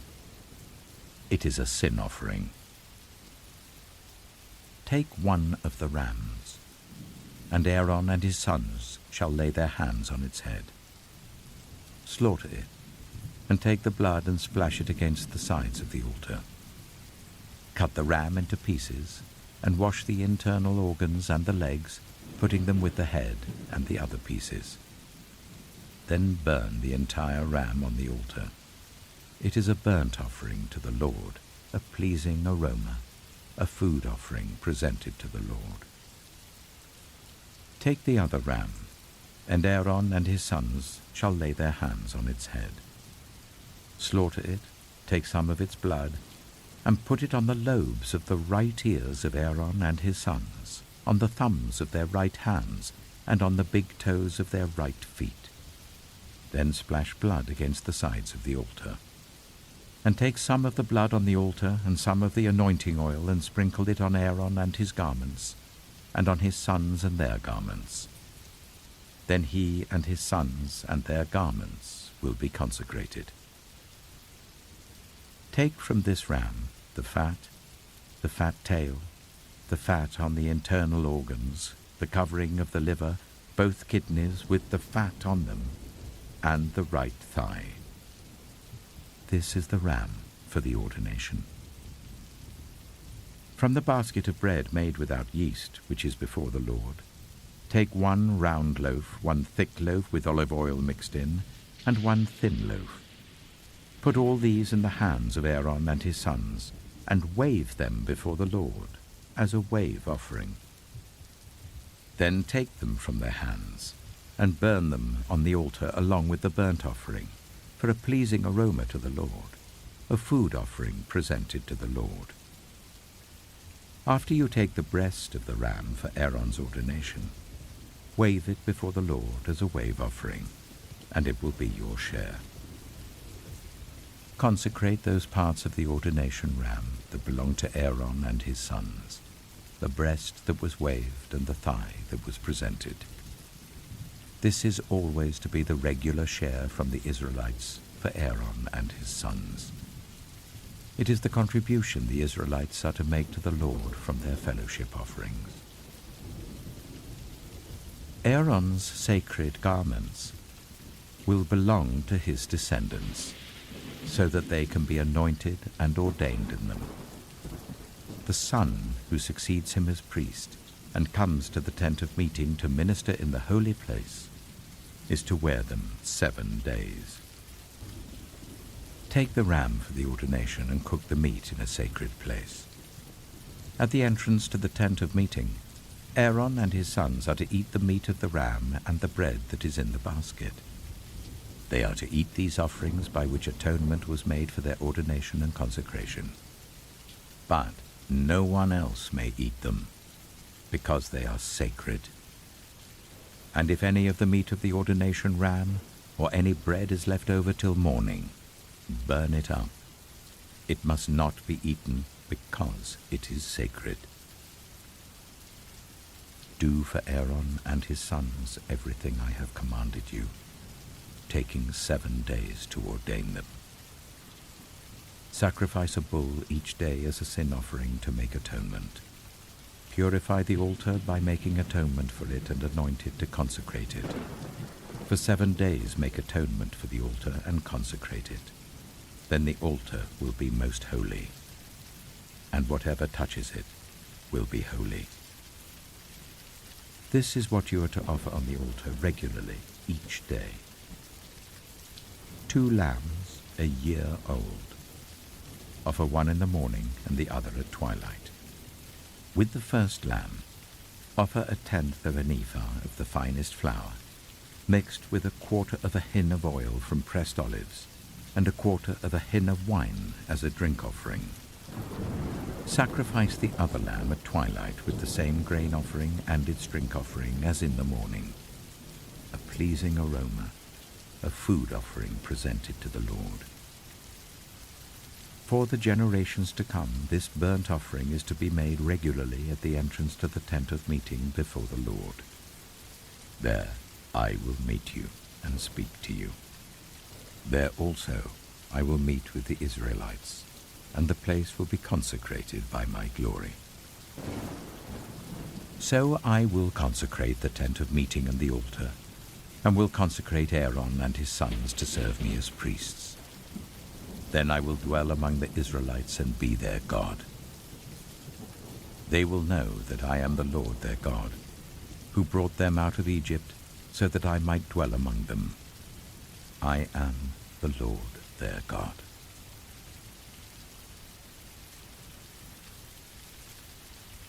Exodus chapter 30.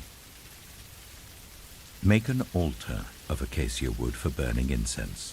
It is to be square, 1 cubit long and 1 cubit wide and 2 cubits high, its horns of 1 piece with it. Overlay the top and all the sides and the horns with pure gold, and make a gold moulding around it. Make 2 gold rings for the altar below the moulding, 2 on each of the opposite sides to hold the poles used to carry it. Make the poles of acacia wood and overlay them with gold. Put the altar in front of the curtain that shields the ark of the covenant law, before the atonement cover that is over the tablets of the covenant law, where I will meet with you. Aaron must burn fragrant incense on the altar every morning when he tends the lamps. He must burn incense again when he lights the lamps at twilight, so that incense will burn regularly before the Lord for the generations to come. Do not offer on this altar any other incense or any burnt offering or grain offering, and do not pour a drink offering on it. Once a year Aaron shall make atonement on its horns. This annual atonement must be made with the blood of the atoning sin offering for the generations to come. It is most holy to the Lord. Then the Lord said to Moses, when you take a census of the Israelites to count them, each one must pay the Lord a ransom for his life at the time he is counted. Then no plague will come on them when you number them. Each one who crosses over to those already counted is to give a half shekel according to the sanctuary shekel, which weighs 20 girams. This half shekel is an offering to the Lord. All who cross over, those 20 years old or more, are to give an offering to the Lord. The rich are not to give more than a half shekel, and the poor are not to give less when you make the offering to the Lord to atone for your lives. Receive the atonement money from the Israelites and use it for the service of the tent of meeting. It will be a memorial for the Israelites before the Lord, making atonement for your lives. Then the Lord said to Moses, make a bronze basin with its bronze stand for washing. Place it between the tent of meeting and the altar, and put water in it. Aaron and his sons are to wash their hands and feet with water from it. Whenever they enter the tent of meeting, they shall wash with water, so that they will not die. Also, when they approach the altar to minister by presenting a food offering to the Lord, they shall wash their hands and feet, so that they will not die. This is to be a lasting ordinance for Aaron and his descendants for the generations to come. Then the Lord said to Moses, take the following fine spices: 500 shekels of liquid myrrh, half as much, that is 250 shekels, of fragrant cinnamon, 250 shekels of fragrant calamus, 500 shekels of cassia, all according to the sanctuary shekel, and a hin of olive oil.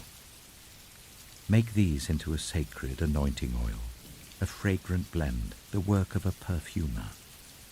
It will be the sacred anointing oil.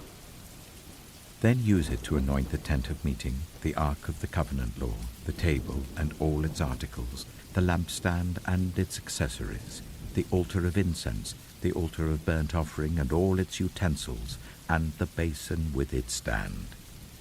You shall consecrate them, so they will be most holy, and whatever touches them will be holy. Anoint Aaron and his sons and consecrate them, so they may serve me as priests. Say to the Israelites, this is to be my sacred anointing oil for the generations to come. Do not pour it on anyone else's body, and do not make any other oil using the same formula. It is sacred, and you are to consider it sacred. Whoever makes perfume like it and puts it on anyone other than a priest must be cut off from their people. Then the Lord said to Moses, take fragrant spices, gum resin, onycha, and galbanum, and pure frankincense, all in equal amounts, and make a fragrant blend of incense, the work of a perfumer. It is to be salted and pure and sacred. Grind some of it to powder and place it in front of the ark of the covenant law in the tent of meeting, where I will meet with you. It shall be most holy to you. Do not make any incense with this formula for yourselves. Consider it holy to the Lord. Whoever makes incense like it, to enjoy its fragrance, must be cut off from their people.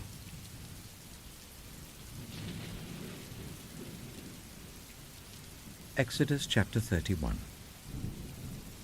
Then the Lord said to Moses, see, I have chosen Bezalel, son of Uri, the son of Hur of the tribe of Judah, and I have filled him with the Spirit of God, with wisdom, with understanding, with knowledge, and with all kinds of skills, to make artistic designs for work in gold, silver, and bronze, to cut and set stones, to work in wood, and to engage in all kinds of crafts. Moreover, I have appointed Aholiab, son of Ahisamach, of the tribe of Dan, to help him. Also, I have given ability to all the skilled workers to make everything I have commanded you: the tent of meeting, the ark of the covenant law with the atonement cover on it, and all the other furnishings of the tent, the table and its articles, the pure gold lampstand and all its accessories, the altar of incense, the altar of burnt offering and all its utensils, the basin with its stand, and also the woven garments, both the sacred garments for Aaron the priest and the garments for his sons when they serve as priests, and the anointing oil and fragrant incense for the holy place. They are to make them just as I commanded you. Then the Lord said to Moses, say to the Israelites, you must observe my Sabbaths. This will be a sign between me and you for the generations to come, so that you may know that I am the Lord, who makes you holy. Observe the Sabbath, because it is holy to you. Anyone who desecrates it is to be put to death. Those who do any work on that day must be cut off from their people. For 6 days work is to be done, but the 7th day is a day of Sabbath rest, holy to the Lord. Whoever does any work on the Sabbath day is to be put to death. The Israelites are to observe the Sabbath, celebrating it for the generations to come as a lasting covenant. It will be a sign between me and the Israelites forever. For in 6 days the Lord made the heavens and the earth, and on the 7th day he rested and was refreshed. When the Lord finished speaking to Moses on Mount Sinai, he gave him the 2 tablets of the covenant law, the tablets of stone inscribed by the finger of God.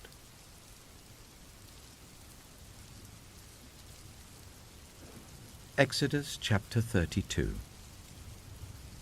When the people saw that Moses was so long in coming down from the mountain, they gathered round Aaron and said, "Come, make us gods who will go before us. As for this fellow Moses who brought us up out of Egypt, we don't know what has happened to him." Aaron answered them, "Take off the gold earrings that your wives, your sons, and your daughters are wearing, and bring them to me." So all the people took off their earrings and brought them to Aaron. He took what they handed him and made it into an idol cast in the shape of a calf, fashioning it with a tool. Then they said, "These are your gods, Israel, who brought you up out of Egypt." When Aaron saw this, he built an altar in front of the calf and announced, "Tomorrow there will be a festival to the Lord." So the next day the people rose early and sacrificed burnt offerings and presented fellowship offerings. Afterwards they sat down to eat and drink and got up to indulge in revelry.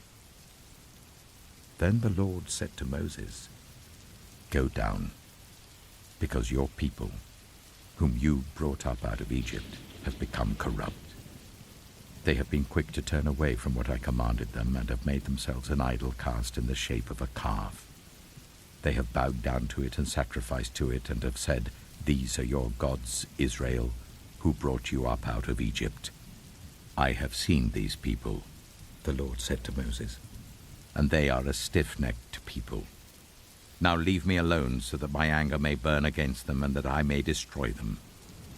Then I will make you into a great nation." But Moses sought the favor of the Lord his God. "Lord," he said, "why should your anger burn against your people, whom you brought out of Egypt with great power and a mighty hand? Why should the Egyptians say, 'It was with evil intent that he brought them out, to kill them in the mountains and to wipe them off the face of the earth'? Turn from your fierce anger.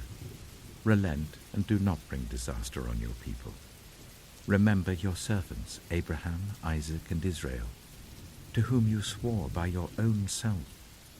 I will make your descendants as numerous as the stars in the sky, and I will give your descendants all this land I promised them, and it will be their inheritance forever."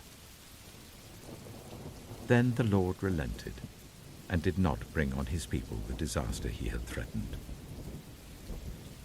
Moses turned and went down the mountain with the 2 tablets of the covenant law in his hands. They were inscribed on both sides, front and back. The tablets were the work of God. The writing was the writing of God, engraved on the tablets. When Joshua heard the noise of the people shouting, he said to Moses, "There is the sound of war in the camp." Moses replied, "It is not the sound of victory. It is not the sound of defeat. It is the sound of singing that I hear." When Moses approached the camp and saw the calf and the dancing, his anger burned, and he threw the tablets out of his hands, breaking them to pieces at the foot of the mountain. And he took the calf the people had made and burned it in the fire. Then he ground it to powder, scattered it on the water, and made the Israelites drink it. He said to Aaron, "What did these people do to you, that you led them into such great sin?" "Do not be angry, my lord," Aaron answered. "You know how prone these people are to evil. They said to me, 'Make us gods who will go before us.' As for this fellow Moses who brought us up out of Egypt, we don't know what's happened to him." So I told them, 'Whoever has any gold jewelry, take it off.' Then they gave me the gold, and I threw it into the fire, and out came this calf." Moses saw that the people were running wild, and that Aaron had let them get out of control and so become a laughingstock to their enemies. So he stood at the entrance to the camp and said, "Whoever is for the Lord, come to me." And all the Levites rallied to him. Then he said to them, "This is what the Lord, the God of Israel, says. Each man strap a sword to his side. Go back and forth through the camp from one end to the other, each killing his brother and friend and neighbor." The Levites did as Moses commanded. And that day about 3,000 of the people died. Then Moses said, "You have been set apart to the Lord today, for you are against your own sons and brothers, and he has blessed you this day." The next day Moses said to the people, "You have committed a great sin, but now I will go up to the Lord. Perhaps I can make atonement for your sin."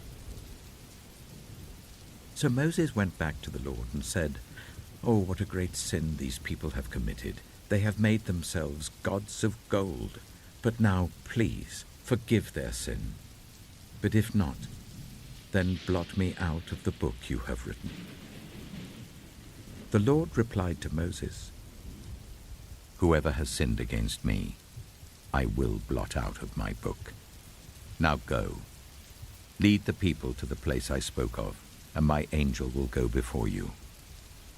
However, when the time comes for me to punish, I will punish them for their sin." And the Lord struck the people with a plague because of what they did with the calf Aaron had made.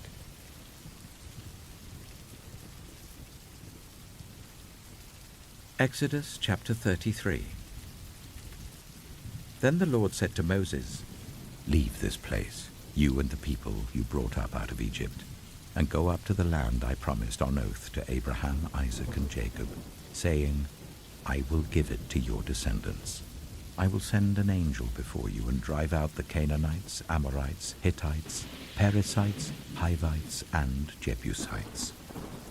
Go up to the land flowing with milk and honey. But I will not go with you, because you are a stiff-necked people, and I might destroy you on the way."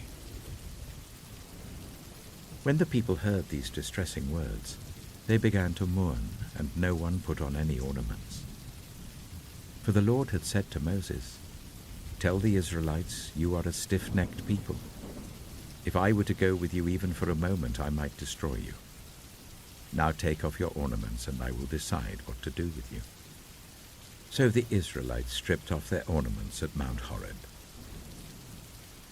Now Moses used to take a tent and pitch it outside the camp some distance away, calling it the tent of meeting. Anyone inquiring of the Lord would go to the tent of meeting outside the camp. And whenever Moses went out to the tent, all the people rose and stood at the entrances to their tents, watching Moses until he entered the tent. As Moses went into the tent, the pillar of cloud would come down and stay at the entrance while the Lord spoke with Moses. Whenever the people saw the pillar of cloud standing at the entrance to the tent, they all stood and worshipped, each at the entrance to their tent. The Lord would speak to Moses face to face, as one speaks to a friend. Then Moses would return to the camp. But his young assistant Joshua, son of Nun, did not leave the tent. Moses said to the Lord, "You have been telling me, lead these people. But you have not let me know whom you will send with me. You have said, I know you by name, and you have found favor with me. If you are pleased with me, teach me your ways, so I may know you and continue to find favor with you. Remember that this nation is your people." The Lord replied, "My presence will go with you, and I will give you rest." Then Moses said to him, "If your presence does not go with us, do not send us up from here. How will anyone know that you are pleased with me and with your people unless you go with us? What else will distinguish me and your people from all the other people on the face of the earth?" And the Lord said to Moses, "I will do the very thing you have asked, because I am pleased with you, and I know you by name." Then Moses said, "Now show me your glory." And the Lord said, "I will cause all my goodness to pass in front of you, and I will proclaim my name, the Lord, in your presence. I will have mercy on whom I will have mercy, and I will have compassion on whom I will have compassion. But," he said, "you cannot see my face, for no one may see me and live." Then the Lord said, "There is a place near me where you may stand on a rock. When my glory passes by, I will put you in a cleft in the rock and cover you with my hand until I have passed by. Then I will remove my hand, and you will see my back, but my face must not be seen."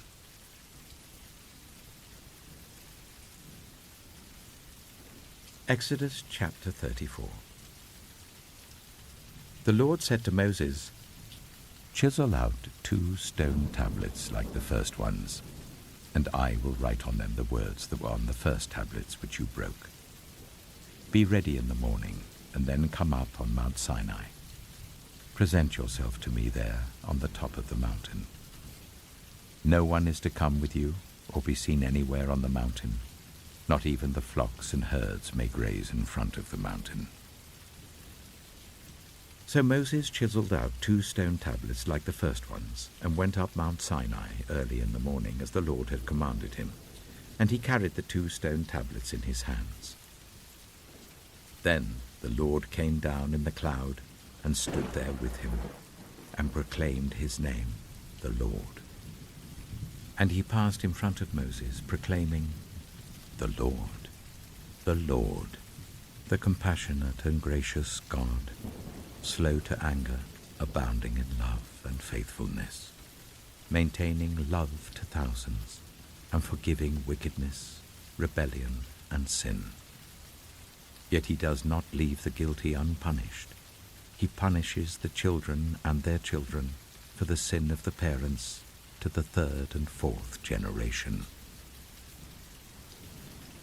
Moses bowed to the ground at once and worshipped. "Lord," he said, "if I have found favor in your eyes, then let the Lord go with us. Although this is a stiff-necked people, forgive our wickedness and our sin, and take us as your inheritance." Then the Lord said, "I am making a covenant with you. Before all your people, I will do wonders never before done in any nation in all the world. The people you live among will see how awesome is the work that I, the Lord, will do for you. Obey what I command you today. I will drive out before you the Amorites, Canaanites, Hittites, Perizzites, Hivites, and Jebusites. Be careful not to make a treaty with those who live in the land where you are going, or they will be a snare among you. Break down their altars, smash their sacred stones, and cut down their Asherah poles. Do not worship any other god, for the Lord, whose name is jealous, is a jealous God. Be careful not to make a treaty with those who live in the land, for when they prostitute themselves to their gods and sacrifice to them, they will invite you, and you will eat their sacrifices. And when you choose some of their daughters as wives for your sons, and those daughters prostitute themselves to their gods, they will lead your sons to do the same. Do not make any idols. Celebrate the festival of unleavened bread. For 7 days eat bread made without yeast as I commanded you. Do this at the appointed time in the month of Aviv, for in that month you came out of Egypt. The first offspring of every womb belongs to me, including all the firstborn males of your livestock, whether from herd or flock. Redeem the firstborn donkey with a lamb, but if you do not redeem it, break its neck. Redeem all your firstborn sons. No one is to appear before me empty-handed. 6 days you shall labor, but on the 7th day you shall rest.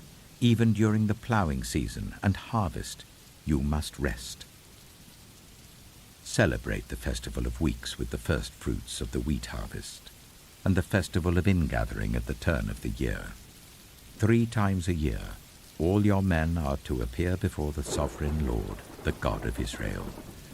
I will drive out nations before you and enlarge your territory, and no one will covet your land when you go up 3 times each year to appear before the Lord your God.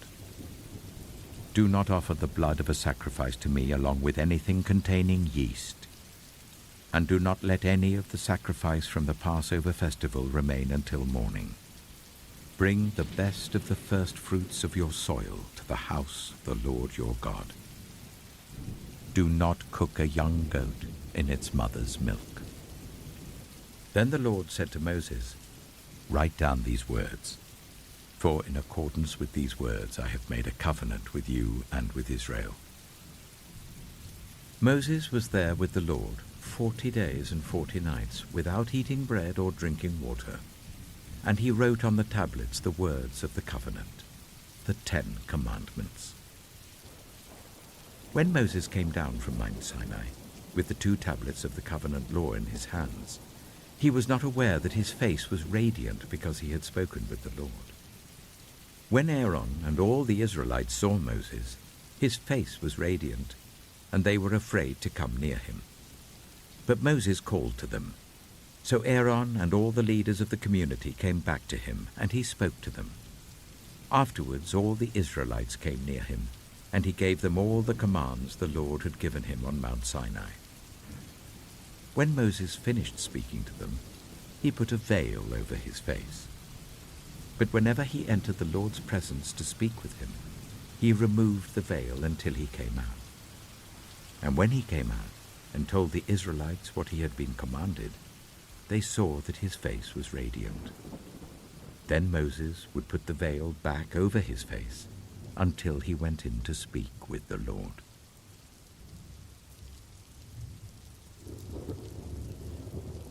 Exodus chapter 35. Moses assembled the whole Israelite community and said to them, These are the things the Lord has commanded you to do. For 6 days work is to be done, but the 7th day shall be your holy day, a day of Sabbath rest to the Lord. Whoever does any work on it is to be put to death. Do not light a fire in any of your dwellings on the Sabbath day. Moses said to the whole Israelite community, This is what the Lord has commanded. From what you have, take an offering for the Lord. Everyone who is willing is to bring to the Lord an offering of gold, silver, and bronze, blue, purple, and scarlet yarn and fine linen, goat hair, ram skins dyed red, and another type of durable leather, acacia wood, olive oil for the light, spices for the anointing oil and for the fragrant incense, and onyx stones and other gems to be mounted on the ephod and breastpiece.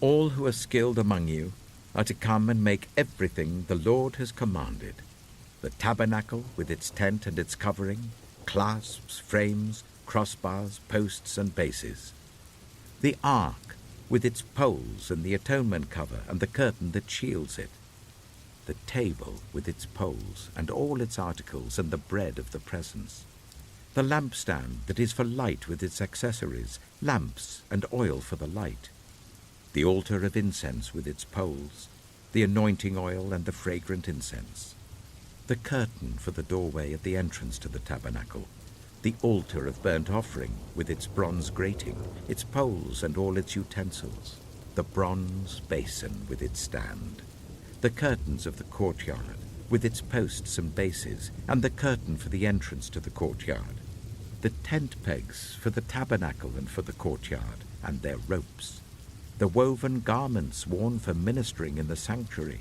both the sacred garments for Aaron the priest and the garments for his sons when they serve as priests.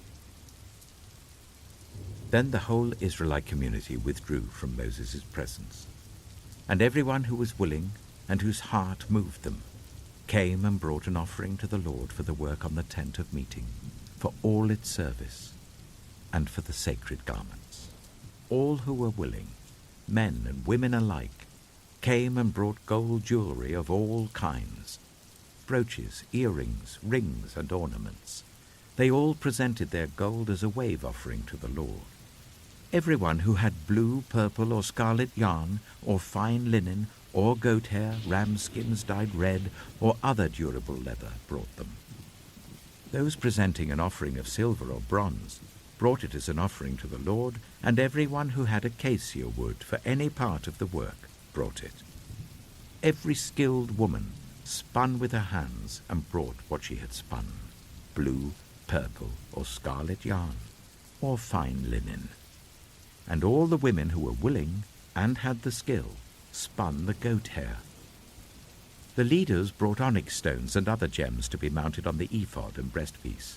They also brought spices and olive oil for the light, and for the anointing oil, and for the fragrant incense. All the Israelite men and women who were willing brought to the Lord free will offerings for all the work the Lord, through Moses, had commanded them to do. Then Moses said to the Israelites, "See, the Lord has chosen Bezalel, son of Uri, the son of Hur, of the tribe of Judah, and he has filled him with the Spirit of God, with wisdom, with understanding, with knowledge, and with all kinds of skills, to make artistic designs for work in gold, silver, and bronze, to cut and set stones, to work in wood, and to engage in all kinds of artistic crafts. And he has given both him and Aholiab, son of Ahisamach of the tribe of Dan, the ability to teach others.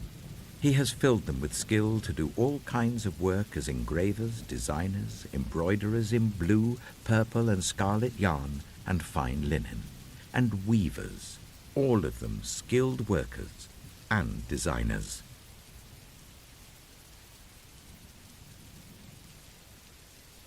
Exodus chapter 36. So Bezalel, Aholiab, and every skilled person to whom the Lord has given skill and ability, to know how to carry out all the work of constructing the sanctuary, are to do the work just as the Lord has commanded.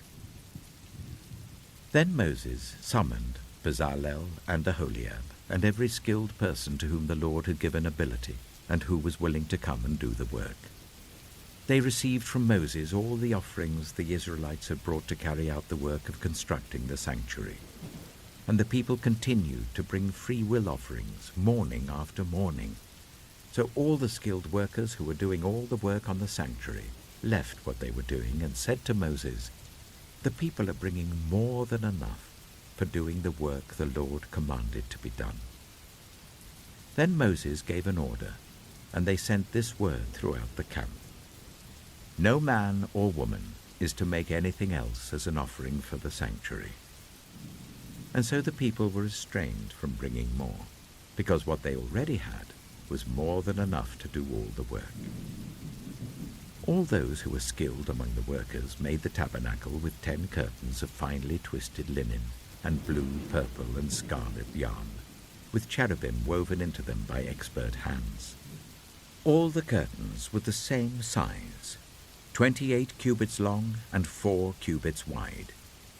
They joined 5 of the curtains together and did the same with the other 5. Then they made loops of blue material along the edge of the end curtain in one set, and the same was done with the end curtain in the other set. They also made 50 loops on one curtain and 50 loops on the end curtain of the other set, with the loops opposite each other. Then they made 50 gold clasps, and used them to fasten the 2 sets of curtains together, so that the tabernacle was a unit. They made curtains of goat hair for the tent over the tabernacle, 11 altogether. All 11 curtains were the same size, 30 cubits long and 4 cubits wide. They joined 5 of the curtains into one set, and the other 6 into another set. Then they made 50 loops along the edge of the end curtain in one set, and also along the edge of the end curtain in the other set. They made 50 bronze clasps to fasten the tent together as a unit. Then they made for the tent a covering of ram skins dyed red, and over that a covering of other durable leather. They made upright frames of acacia wood for the tabernacle. Each frame was 10 cubits long and 1.5 cubits wide, with 2 projections set parallel to each other. They made all the frames of the tabernacle in this way. They made 20 frames for the south side of the tabernacle, and made 40 silver bases to go under them, 2 bases for each frame, 1 under each projection. For the other side, the north side of the tabernacle, they made 20 frames and 40 silver bases, 2 under each frame. They made 6 frames for the far end, that is, the west end of the tabernacle, and 2 frames were made for the corners of the tabernacle at the far end. At these 2 corners, the frames were double from the bottom all the way to the top and fitted into a single ring. Both were made alike. So there were 8 frames and 16 silver bases, 2 under each frame. They also made crossbars of acacia wood, 5 for the frames on one side of the tabernacle, 5 for those on the other side, and 5 for the frames on the west, at the far end of the tabernacle. They made the center crossbar, so that it extended from end to end at the middle of the frames. They overlaid the frames with gold and made gold rings to hold the crossbars. They also overlaid the crossbars with gold. They made the curtain of blue, purple, and scarlet yarn and finely twisted linen, with cherubim woven into it by a skilled worker. They made 4 posts of acacia wood for it, and overlaid them with gold. They made gold hooks for them, and cast their 4 silver bases. For the entrance to the tent, they made a curtain of blue, purple, and scarlet yarn and finely twisted linen, the work of an embroiderer. And they made 5 posts with hooks for them. They overlaid the tops of the posts and their bands with gold, and made their 5 bases of bronze.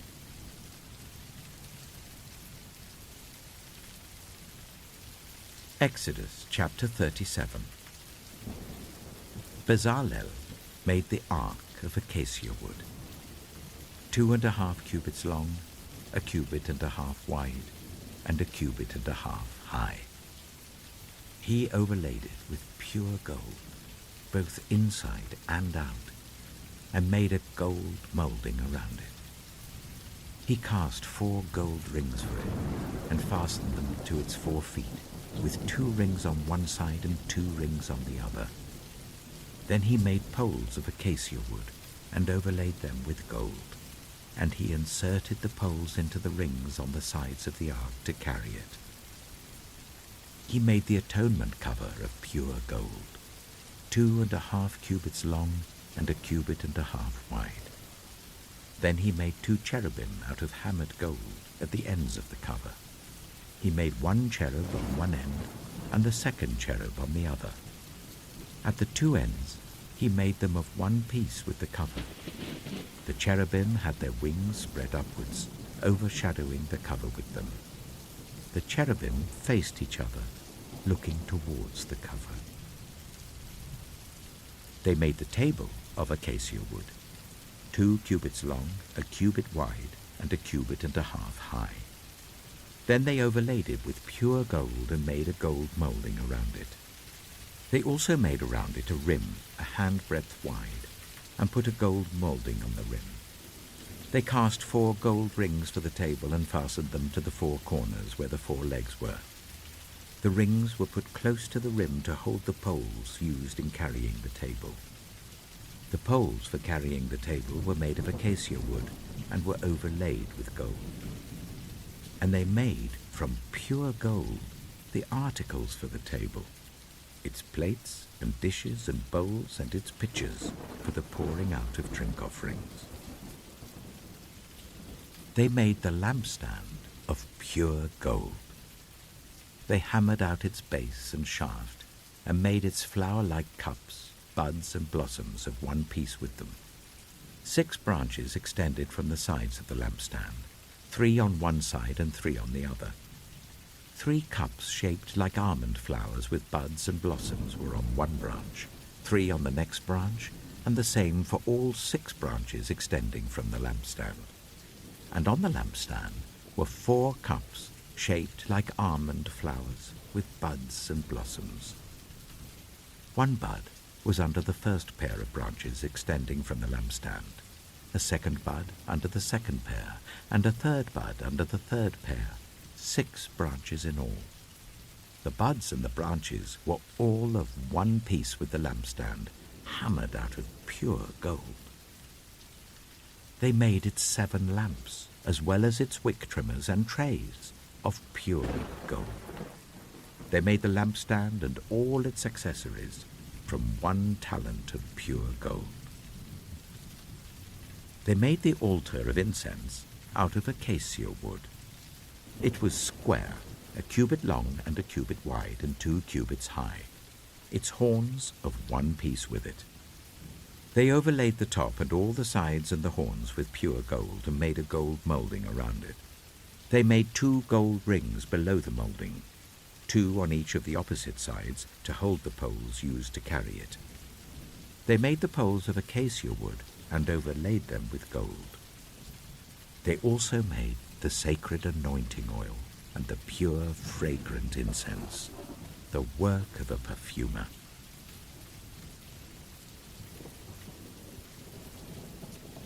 Exodus chapter 38. They built the altar of burnt offering of acacia wood, 3 cubits high. It was square, 5 cubits long and 5 cubits wide. They made a horn at each of the 4 corners, so that the horns and the altar were of 1 piece, and they overlaid the altar with bronze.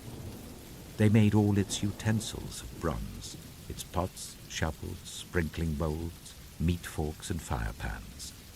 They made a grating for the altar, a bronze network to be under its ledge halfway up the altar.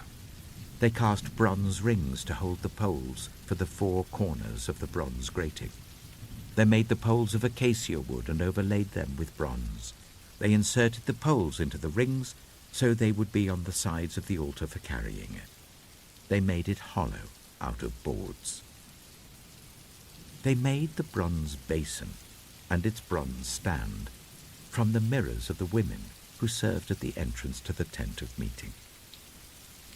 Next, they made the courtyard. The south side was 100 cubits long and had curtains of finely twisted linen with 20 posts and 20 bronze bases and with silver hooks and bands on the posts. The north side was also 100 cubits long and had 20 posts and 20 bronze bases with silver hooks and bands on the posts.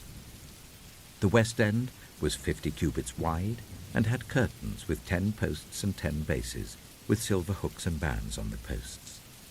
The east end, towards the sunrise, was also 50 cubits wide.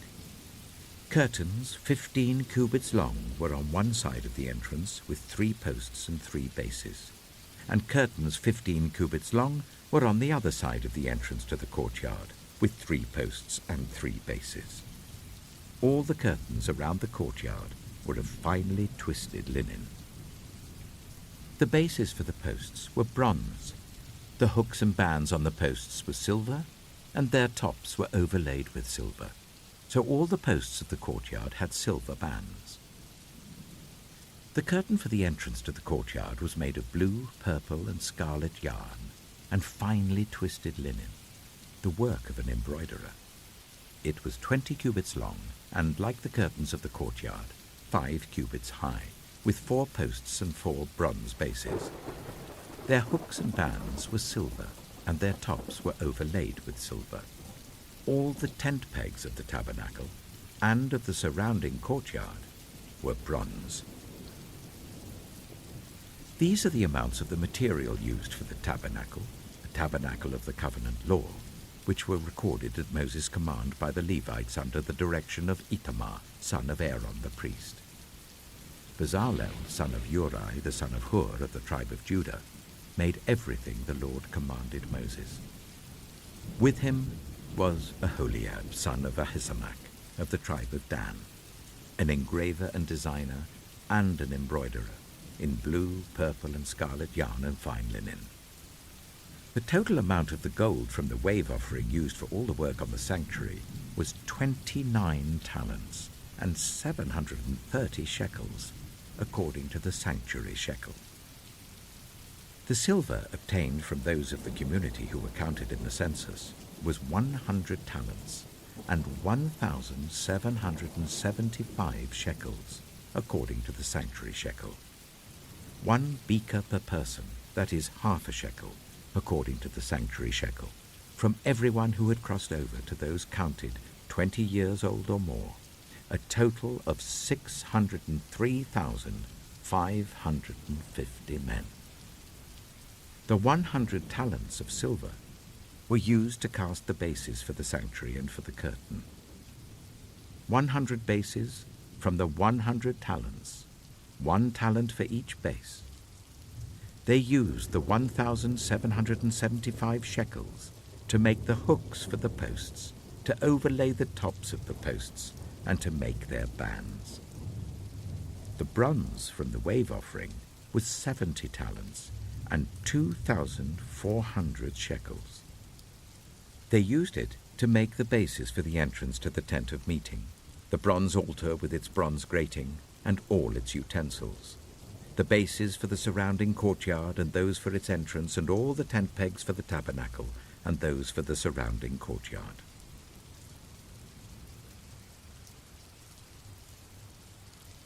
Exodus chapter 39. From the blue, purple, and scarlet yarn, they made woven garments for ministering in the sanctuary. They also made sacred garments for Aaron, as the Lord commanded Moses. They made the ephod of gold and of blue, purple, and scarlet yarn, and of finely twisted linen. They hammered out thin sheets of gold, and cut strands to be worked into the blue, purple, and scarlet yarn and fine linen, the work of skilled hands. They made shoulder pieces for the ephod, which were attached to 2 of its corners, so that it could be fastened. Its skillfully woven waistband was like it, of 1 piece with the ephod, and made with gold, and with blue, purple, and scarlet yarn, and with finely twisted linen, as the Lord commanded Moses. They mounted the onyx stones in gold filigree settings, and engraved them like a seal with the names of the sons of Israel. Then they fastened them on the shoulder pieces of the ephod as memorial stones for the sons of Israel, as the Lord commanded Moses. They fashioned the breastpiece, the work of a skilled craftsman. They made it like the ephod, of gold, and of blue, purple, and scarlet yarn, and of finely twisted linen. It was square, a span long and a span wide, and folded double. Then they mounted 4 rows of precious stones on it. The first row was carnelian, chrysolite, and beryl. The second row was turquoise, lapis lazuli, and emerald. The third row was jacinth, agate, and amethyst. The fourth row was topaz, onyx, and jasper. They were mounted in gold filigree setting. There were 12 stones, 1 for each of the names of the sons of Israel, each engraved like a seal with the name of one of the 12 tribes. For the breastpiece, they made braided chains of pure gold, like a rope. They made 2 gold filigree settings and 2 gold rings, and fastened the rings to 2 of the corners of the breastpiece. They fastened the 2 gold chains to the rings at the corners of the breastpiece, and the other ends of the chains to the 2 settings, attaching them to the shoulder pieces of the ephod at the front. They made 2 gold rings, and attached them to the other 2 corners of the breastpiece on the inside edge next to the ephod. Then they made 2 more gold rings, and attached them to the bottom of the shoulder pieces on the front of the ephod, close to the seam just above the waistband of the ephod. They tied the rings of the breastpiece to the rings of the ephod with blue cord, connecting it to the waistband, so that the breastpiece would not swing out from the ephod, as the Lord commanded Moses. They made the robe of the ephod entirely of blue cloth, the work of a weaver, with an opening in the center of the robe like the opening of a collar, and a band around this opening so that it would not tear. They made pomegranates of blue, purple, and scarlet yarn and finely twisted linen round the hem of the robe. And they made bells of pure gold, and attached them around the hem between the pomegranates. The bells and pomegranates alternated round the hem of the robe to be worn for ministering, as the Lord commanded Moses. For Aaron and his sons, They made tunics of fine linen, the work of a weaver, and the turban of fine linen, the linen caps and the undergarments of finely twisted linen. The sash was made of finely twisted linen and blue, purple, and scarlet yarn, the work of an embroiderer, as the Lord commanded Moses. They made the plate, the sacred emblem, out of pure gold, and engraved on it, like an inscription on a seal, "Holy to the Lord." Then they fastened a blue cord to it to attach it to the turban, as the Lord commanded Moses. So all the work on the tabernacle, the tent of meeting, was completed. The Israelites did everything just as the Lord commanded Moses. Then they brought the tabernacle to Moses, the tent and all its furnishings, its clasps, frames, crossbars, posts, and bases, the covering of ram skins dyed red and the covering of another durable leather, and the shielding curtain, the Ark of the Covenant law with its poles and the atonement cover, the table with all its articles and the bread of the presence, the pure gold lampstand with its row of lamps and all its accessories, and the olive oil for the light, the gold altar, the anointing oil, the fragrant incense, and the curtain for the entrance to the tent, the bronze altar with its bronze grating, its poles and all its utensils, the basin with its stand, the curtains of the courtyard with its posts and bases, and the curtain for the entrance to the courtyard, the ropes and tent pegs for the courtyard, all the furnishings for the tabernacle, the tent of meeting, and the woven garments worn for ministering in the sanctuary, both the sacred garments for Aaron the priest and the garments for his sons when serving as priests. The Israelites had done all the work just as the Lord had commanded Moses. Moses inspected the work and saw that they had done it just as the Lord had commanded. So Moses blessed them.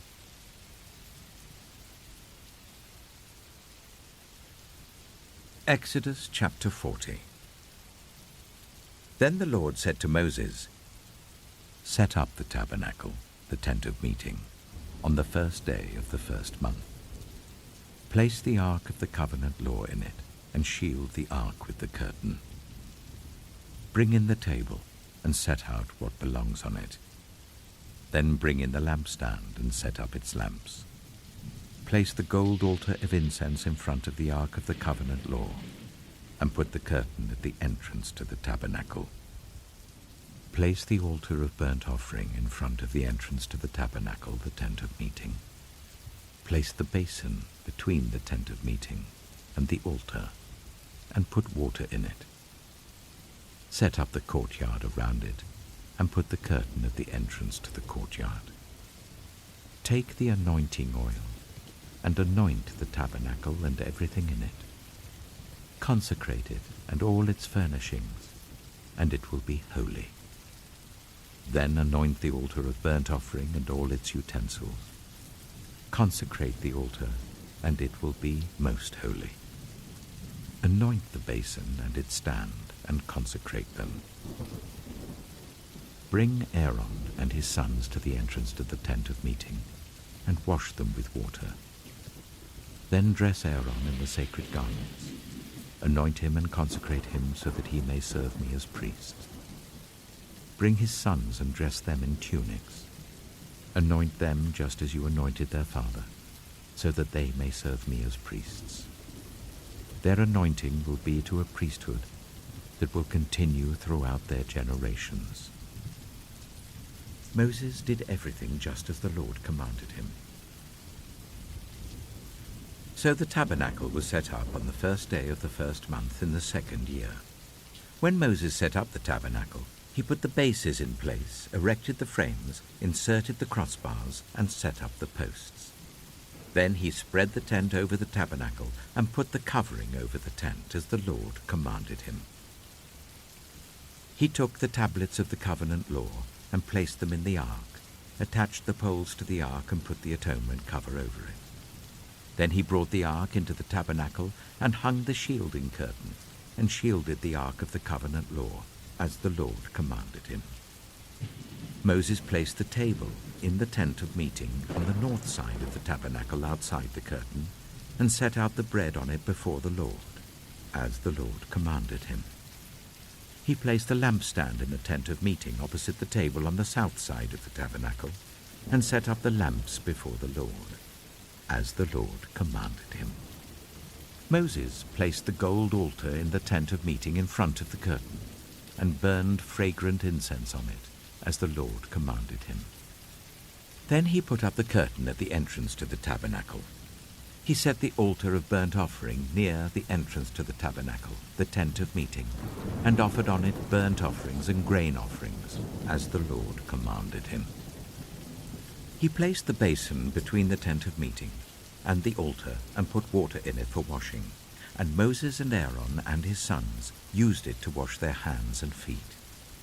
They washed whenever they entered the tent of meeting or approached the altar, as the Lord commanded Moses. Then Moses set up the courtyard around the tabernacle and altar, and put the curtain at the entrance to the courtyard. And so Moses finished the work. Then the cloud covered the tent of meeting, and the glory of the Lord filled the tabernacle. Moses could not enter the tent of meeting because the cloud had settled on it, and the glory of the Lord filled the tabernacle. In all the travels of the Israelites, whenever the cloud lifted from above the tabernacle, they would set out.